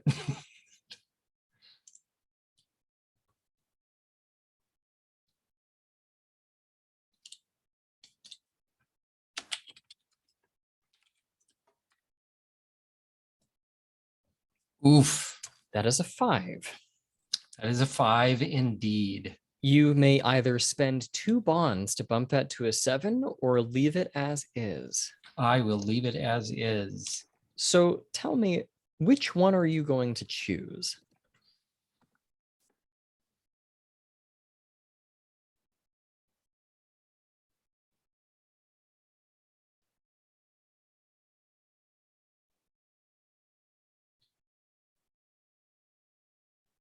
I think I'm going to go after John. Thinking that clearly there are other people here who might be protecting Cloud Crow, and meantime, I think that whatever Zhang is carrying might be the danger that might be unleashed here. And so you took a miss on that inner conflict roll. So mark XP a second time.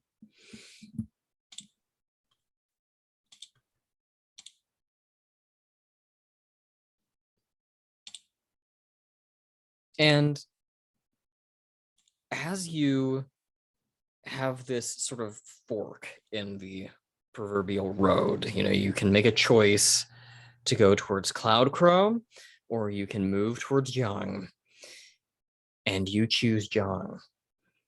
I think that you see, or maybe perhaps, actually, I kind of like this better. Maybe you don't necessarily see, but I think the audience sees kind of a shot of a face in the crowd watching.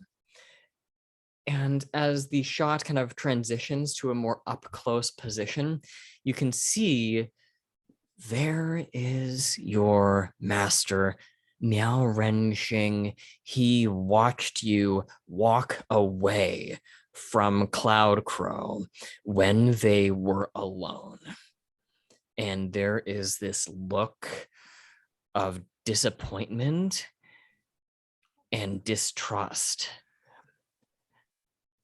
And he turns with a swoosh of his robe and disappears into the crowd. Oh no, he flicked his sleeves. Oh.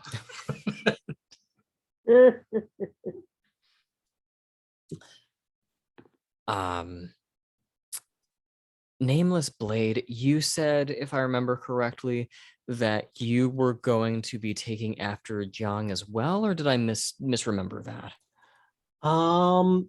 Yeah, I think I was sure. Yeah. Okay. So I think what's going to happen here is, Jiang,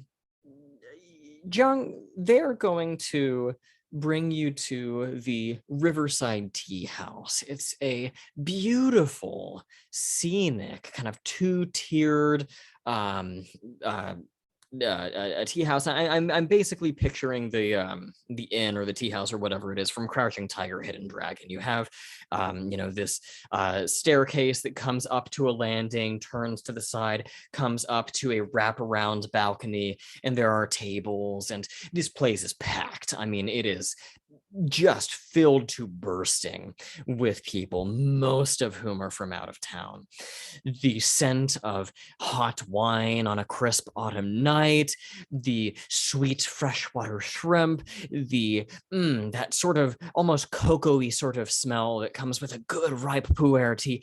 All of this just fills your nostrils with comfort as you are sort of hustled into the building by these three not magistrates, but officials, or thugs rather.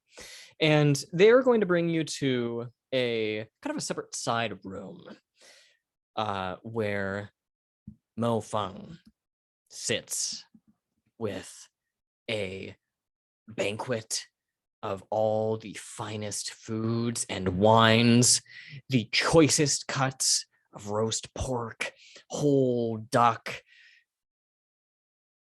piles of fruit and pastry, wine galore, and a number of guards all around him. They're drinking and laughing, and they will usher you in. Dongshan, Nameless Blade, you can't get in unless you force your way in. As Zhang enters, guards are going to block the door and stand in front. This is clearly a private area. So I'll start with Dongshan and Nameless Blade. Nameless Blade, what do you think you might want to do here?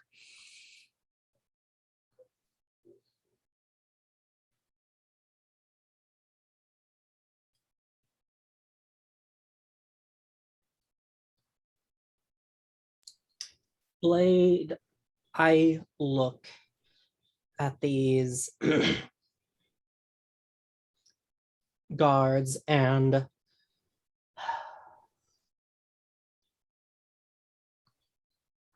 I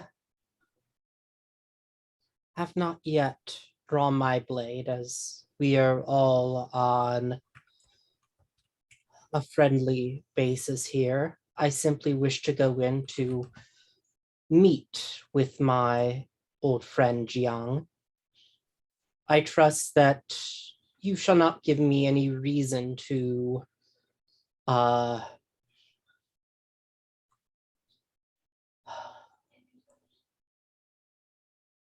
bear blade against you.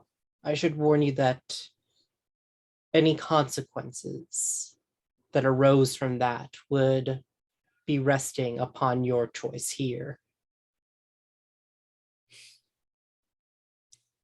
Do you mean to threaten me? The man says, and he will put a hand right on his scabbard. The other one will too, and I think that he says it in a loud enough voice that maybe not everyone in the tea house, but a decent chunk of people are going to turn and look. I mean, this is, yeah. I don't mean to threaten you. I simply mean to state the fact that if you were to force me to draw my blade, you will be dead. Dongshan, what do you contribute, or is this one that you stay out of?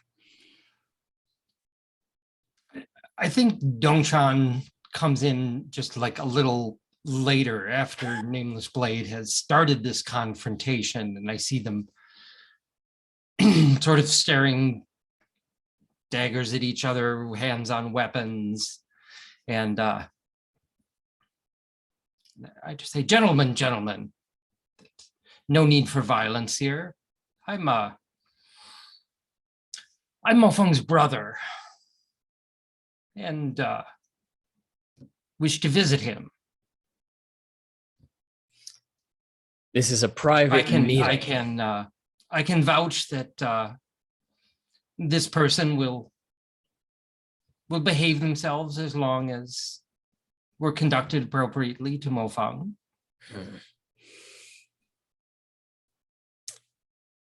This is a private meeting, both of you. Come back later. And I think that they will basically stay put. I think that I don't even know that Hearts and Minds is really applicable here, because I don't know that they're really even susceptible to your words. They have their orders, and it's their head if they let you in.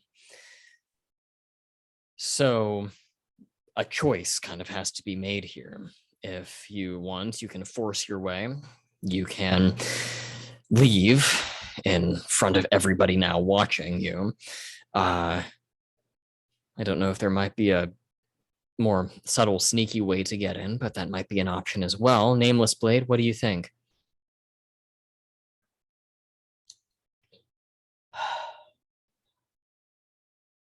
Dongshan, I assume you do not wish me to draw my blade. No need for you to draw it. I'll draw mine if these cretins won't let us through. And then I grab one of them and like kind of do like throw him aside. And I think I'm leaning into like, I mean, I feel like this is maybe deal with numbers, or I don't know if these guys, I don't know how you count these guys. Yeah, I think that this would turn into a deal with troops. I think that's the name of the move anyway. Yeah, Yep. kind of a deal with troops sort of move. This is basically a bunch of nameless bad guys who you just have to martial arts beat up your way through in order to force your way into the meeting between Jiang and Mofeng. Is that what we want to go with? Sure. Okay, so I think that there's the question of who draws their blade first. I assume it's you, Nameless. I mean, yeah, I mean, I don't want to necessarily just murder these guys. That's why I'm not drawing my blade. I'm just smashing this guy through a nearby table. Oh, okay. The non-lethal route. Yeah. Very well. So I don't think you'll have to roll to get the first one. You can narrate how you grab and smash, and then I'll explain what happens next. Yeah, like I like grab him and I like kind of like with a kind of lock my feet on the ground, and then do like a kind of overhand like kind of body toss. And like it's definitely bordering on like if this were an actual like movie, like the guy that I'm throwing probably jumped a little bit in like the actual filming to make this toss work. Like so this is full on like professional wrestling, like, you know, body throw. And there is the requisite smash through the table. Yeah. Fabulous. There is a cry. There is, oh my god, you know, I mean, people are yelling, and I mean now there's a brawl that's broken out in the tea house. Fabulous. Wu Dongshan, what do you do? I mean, at this point, now we have officially threatened officers of the Empire. I mean, this is attacking Imperial officers.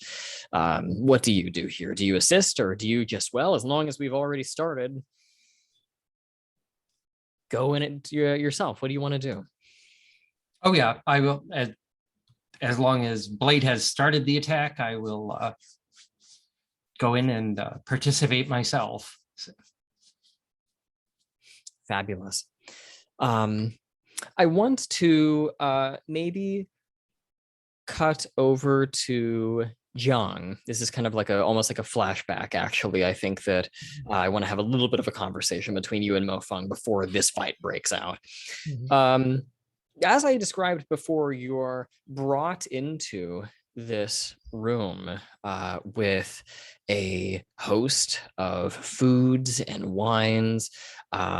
There is in front of you, Mo Feng, several bodyguards, and to one side, watching you from behind a lock of smooth black hair, a particularly beautiful woman who has her hair up. It is long, waist length. She has a floral sort of robe about her, tied with a belt indicating some level of martial prowess.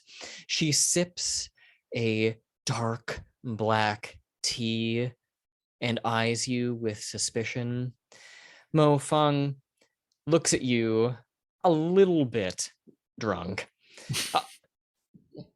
There's the man of the hour. I've been waiting for you for some time. Please come, drink, help yourself. You've brought me a gift, I see.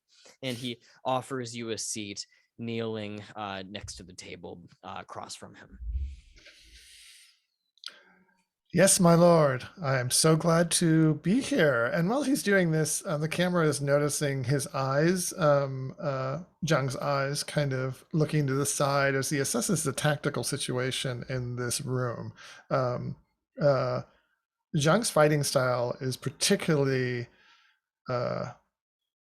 adept at close quarters fighting, and I assume this room is pretty intimate. There's a lot of people in it, and it's small, and so he's just taking that all in. But he does take the seat that's offered to him and places the is it brass or bronze? Brass. Well, actually, you're right. I believe it's bronze. Bronze container onto the table in front of him, and picks up a drink. Do they toast in China? I don't even actually know the answer to that. Yes. Very definitely, yes. Happens all the time. Okay. And then and he offers a toast to his gracious host. At the same time, knowing that he's in a very dangerous situation. He raises his, I mean, they're like little bitty saucers, really, that they're drinking the wine from. He raises his as well and says, to prosperity and good fortune. And he slugs it back and rather unceremoniously reaches down to his belt and pulls a bag, kind of a drawstring bag, heavy with coin, and tosses it to you. You are a much richer man now for having brought this to him. Jiang snaps up and grabs the bag, and I think Jiang, I don't know if this is making up a detail, but feels like the woman is actually the most dangerous threat in the room, so he's keeping an eye on her and not on the thugs that are around, because he can feel her suspicion. But he continues the flattery of Mo Feng. Say, so generous, Mo Feng. Thank you for your payment and your coin. Yes, I I am a very generous man, as you have probably seen walking into this festival. You are of the you're of the Waxing Crescent, are you not? You are an escort. I am, sir. Are you open to further employment? Of course. Does my lord need an escort? It seems to have many bodyguards here already. Well, you see, there are some who would seek to interfere with the plans that I have for this festival. For example, and as he's kind of beginning to speak, I think this is when you hear the table crash. A ruckus. And I think that he will say, well, speaking of, you wouldn't mind defending me. I will certainly make it worth your while. And he stands and kind of braces himself against the wall and pulls his sword, and everyone in the room is kind of getting ready for a fight. He's basically asking you to protect him.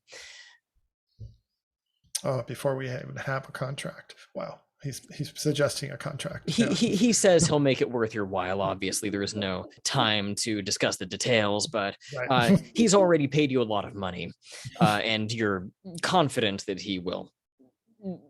He's good for this, at least you think. All right. Now, Jiang does not know who it is that is causing the ruckus. And I think he imagines that it's just some thugs. He actually doesn't know Mofang from Adam. So so I guess he will agree. What could go wrong, right?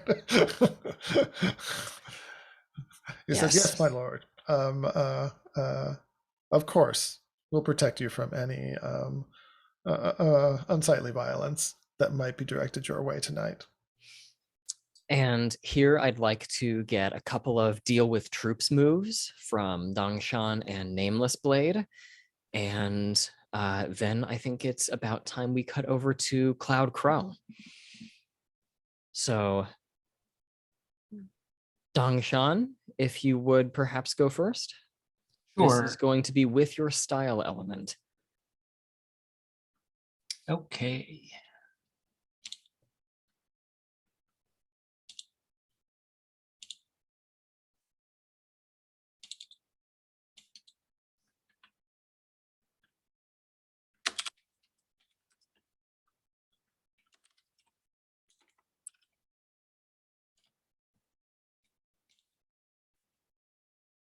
That would be a 9. You can spend one of your many bonds to bump that to a 10. Let's take a look at. Why not? Let's spend a bond with Mofang. Sure. So you will defeat your share of them easily. We can narrate that in a moment, but I want to see if Nameless Blade, you could perhaps roll yours next.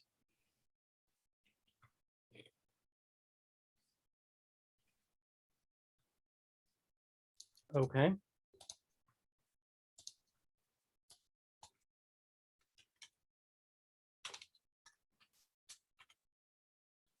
I got an 11. You also dispatch them with ease. So Dongshan, please describe how you defeat them. This is the first time we get to see your style in play. So what does that look like? In this case, I have my special move that allows me to Fury Sword Mad Flowers. When I deal with troops, I have some additional options. Yes. So I'm going to disarm them. And what it looks like is I won't even draw my sword. I'll just start casting a spell. And you see kind of a whirlwind of leaves suddenly appear and start whirling around them, and their weapons begin to shake with this whirlwind that's around them, and soon fly out of their hands and fly into all corners of the tea house.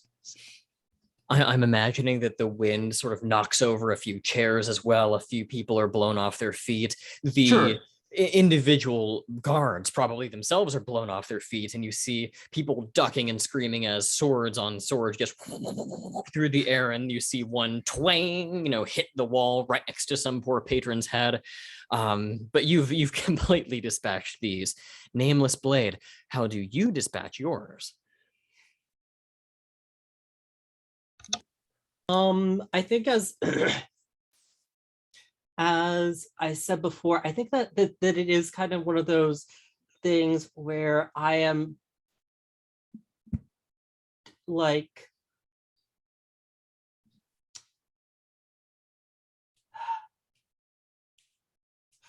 ducking and dodging with my good hand rested upon my blade, and then there are these like moments where like I will like dash in for like a quick jab to the nose and chin, or like an underhand up through the up to the chin, and like I along with some definitely some choreographed tossing of guards about.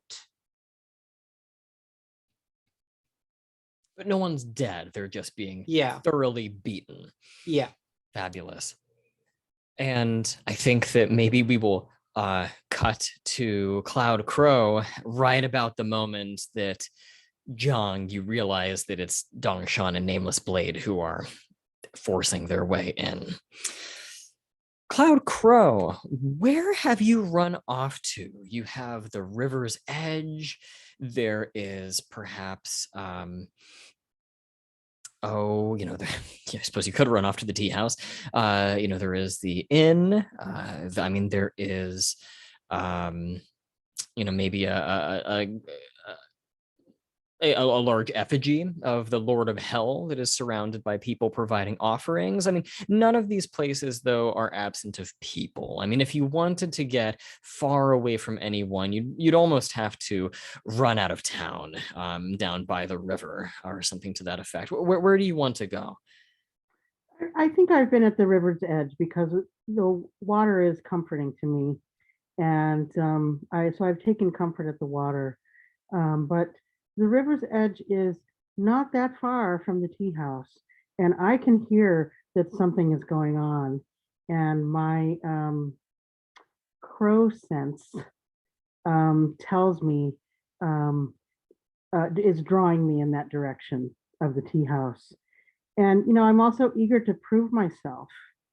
That became clear with my need to flee. Like I want to prove myself, and so I head toward the tea house, and I feel a real sense of evil in that tea house. And so I, not knowing exactly what my target is, I start playing the flute. And as I'm playing the flute, just directing it in the general direction of evil, I feel like there's like lanterns that are like casting a shadow over me, or beyond me, behind me. And the shadow that grows behind me as I play is a giant crow, the shadow of a crow. And as I continue to play and the shadow grows, crows come and they manage to find their way into the tea house. And they're carrying the sound of the flute, these crows bringing the sound of the flute, that somehow acoustically they're just able to bring the sound into the tea house. And so I think that perhaps what I'd like to do is for the guards to, whatever reserves they have left, they're starting to wither, and they're losing their strength. I see. So is there a move here that applies, or is this? Is it exorcism? I mean, evil, right? It's not targeted at a specific person. Well, it says that it triggers when you create a barrier to expel or bar a supernatural spirit.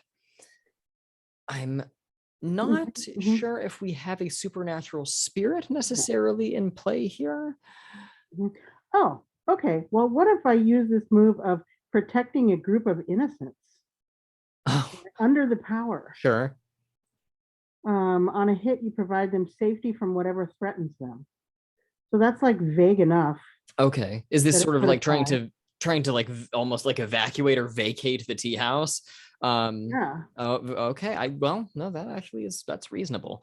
Yeah, I think you can certainly use your under the power move here. I think that applies. Okay. So let me can I roll with my element? You sure can, yes. Let's roll with wood. Rolling with wood. And am I supposed to mark this on the roll before I do it? No, you only mark elements if something bad happens or as a consequence for certain moves. So frequently on the roll, like you had said, oh, you didn't add the number to your roll. It doesn't matter. No, it's all good. Got it. Okay, I'm rolling. You can add the modifier or don't. Oh boy. Okay, well, okay, so that's a 7 then. Yes. Okay. So, yeah, by the looks of it, you provide them with safety from whatever threatens them, and As far as I can tell, that is the effect. So describe how this protects the bystanders while the brawl really is going on. Tables are getting smashed, chairs overturned, gusts of magical wind and leaves are appearing from nowhere. Describe how that looks. Well, the crows are carrying this, the sound of this flute in there. And in addition, crows love to pick stuff up. And so it's a tea house. And I imagine the crows fly in and there's all this chaos and the crows make their way to the bar and they actually, with their little claws, which aren't actually so little, they grab some cups of hot tea and they actually are tossing the cups and throwing hot tea at all the guards. And so people just start running and trying to get out. They're just like, oh my God, I got to get out of here. You can't take a blade against a flying cup of tea and a crow. So that's what I imagine happens. I think that Sister Serpent will look on at you with this expression of pride. And as this is going on, I think that we have Mo Feng, who, at the sound of the crows and flute music, orders one of his guards, what is happening out there? And I think that we see the guard stroll off the frame and then he's like thrown back at super speed and slams against the wall unconscious by either Nameless Blade's or Dongshan's hand. Dongshan and Nameless Blade, you two may enter.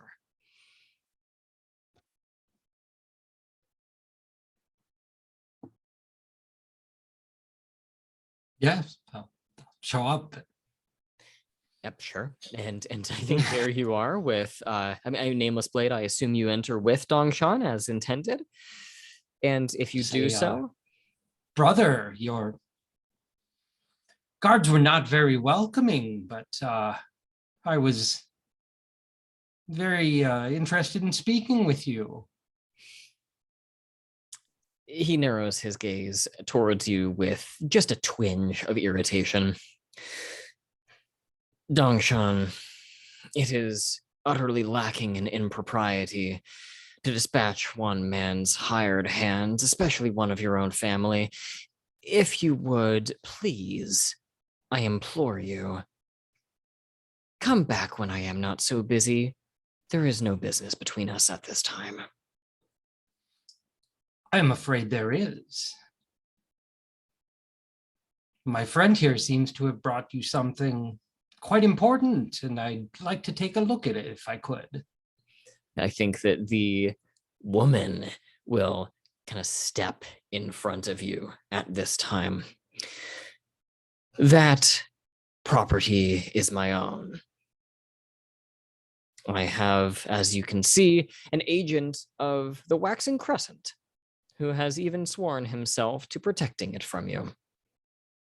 So please, take your leave before this gets any worse for you.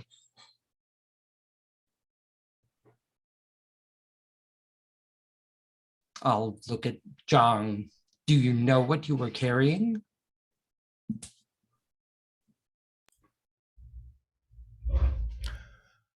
My lord, I am not paid to ask questions of that sort. And as Jiang is speaking, to Dongshan, his eyes move towards the woman, as if signaling to Dongshan. I don't know if Dongshan is going to get it or not, that this is the true threat here. And I'm feeling conflicted. I think inner conflict is appropriate here. Yes. Because I may have to defend Mo Feng against my friends. Yes. Who are just behaving like ruffians, really. Yes. So please do go ahead and roll inner conflict. I am mindful of the time. I see we have just a few minutes left. Yeah. And I try not to end sessions on cliffhangers because what happens is if you end a session on a cliffhanger where someone very important is in play, it almost like seems to make them sick the next week and then they're absent. So I will try to see if there's a way we can resolve this in some way. But yes, please do roll inner conflict and mark XP when you do. And I can I can't use my style element, right? But I can use any You other. can use anything but your style element. Yes. Okay, I think I'll use Earth for this. So it's a +1. Let's see what happens.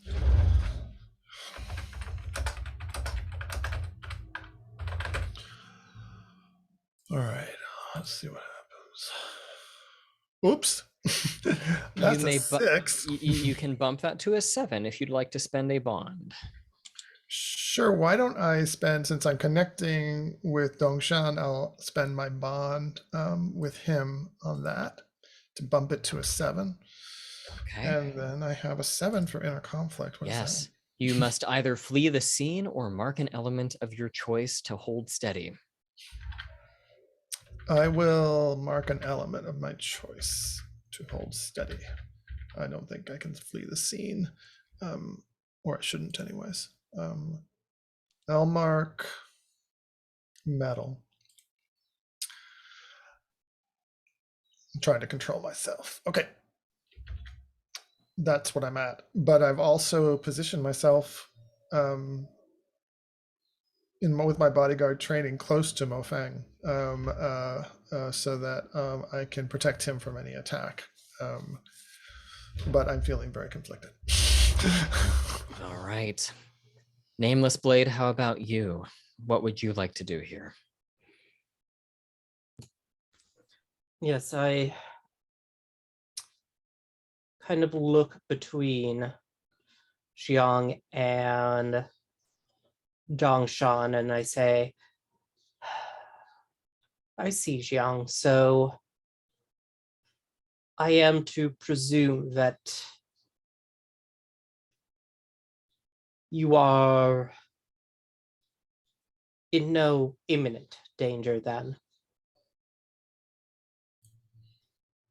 Not at all. Although my eyes again dart towards the woman. Which woman is this? There, Beauty. there is a very beautiful woman, long kind of waist length black hair, a floral robe draped about her with a belt tied.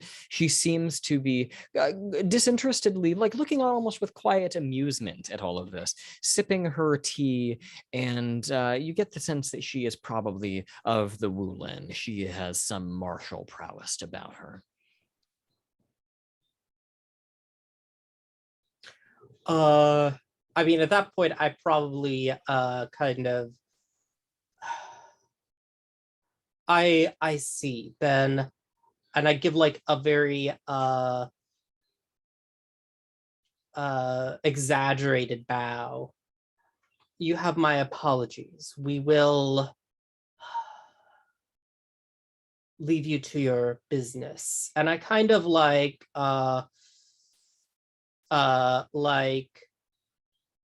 nudge Dongshan's foot with my own and kind of flick the handle of my blade over towards this woman.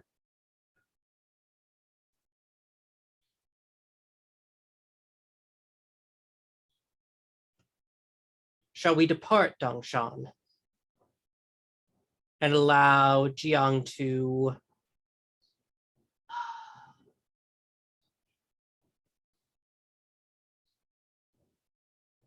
reap what seeds he has sown.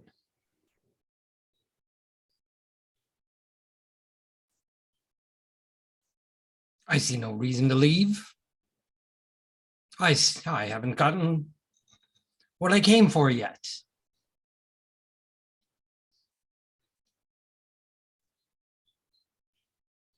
You could try to do some tempting with hearts and minds, if a little XP might change Dongshan's feelings about the matter. I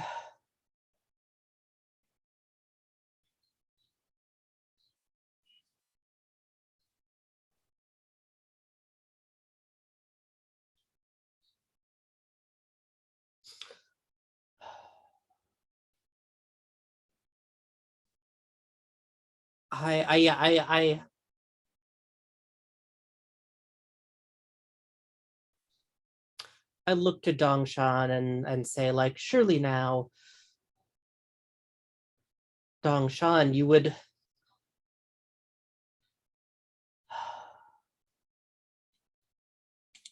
not wish to interfere with your dear brother-in-law's business when he is so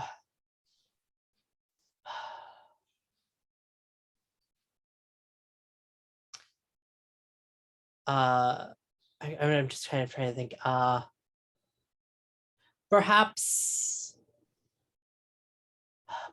we might pay a visit to his associates when the initiative is ours. And I kind of again gesture over to this woman that is here in the room with them.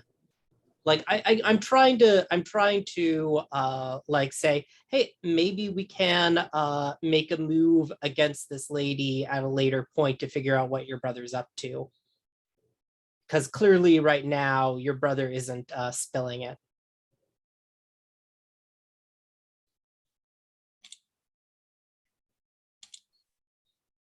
Do you think that you would be able to be swayed by my words here? Or if my words have sway over you?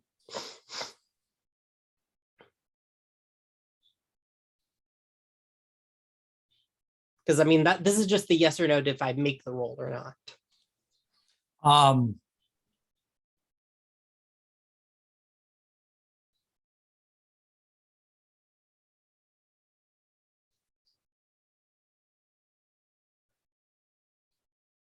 I think you might be able to convince me that she's more of a threat than I might be thinking. I think I look at you and say, the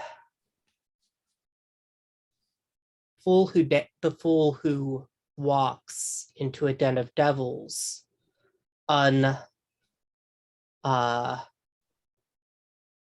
without forethought often finds himself dead, does he not?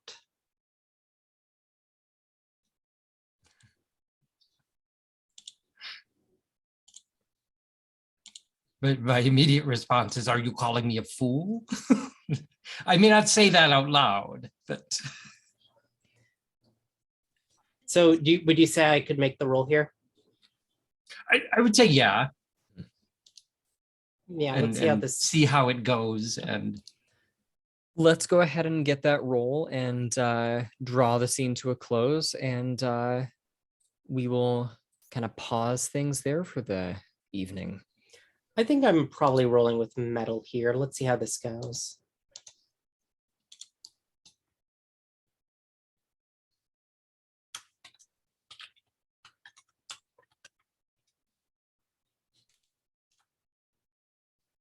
That's a 10 for my Dongshan the Fool roll. So Dongshan, if you do as Nameless Blade asks and exit at this juncture, you get to mark XP. What do you do?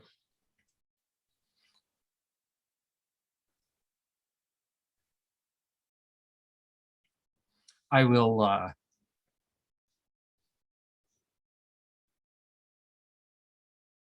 I'll take a look. I'll sort of address myself both to the woman and Mo Fung and say, this is not the end of this. We'll speak later. Angrily turn and walk out. And I think that as the two of you leave, you enter into the main hall of the tea house.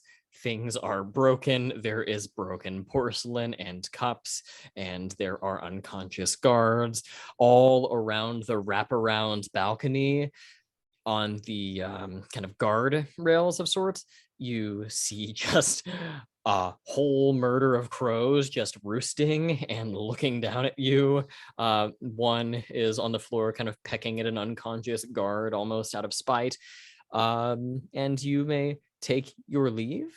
And Jiang, I think that Mo Fung looks to you and says, well done. I knew I could trust you. We will have many many mutually profitable business arrangements in the future, I am sure. And he throws you yet another bag of coin. And feel free, Jiang, as well, to take a bond with Mo Feng. Okay, will do. And let's draw the session to a close there. I will stop the recording here. We'll do some quick stars and wishes, and we will dismiss from there.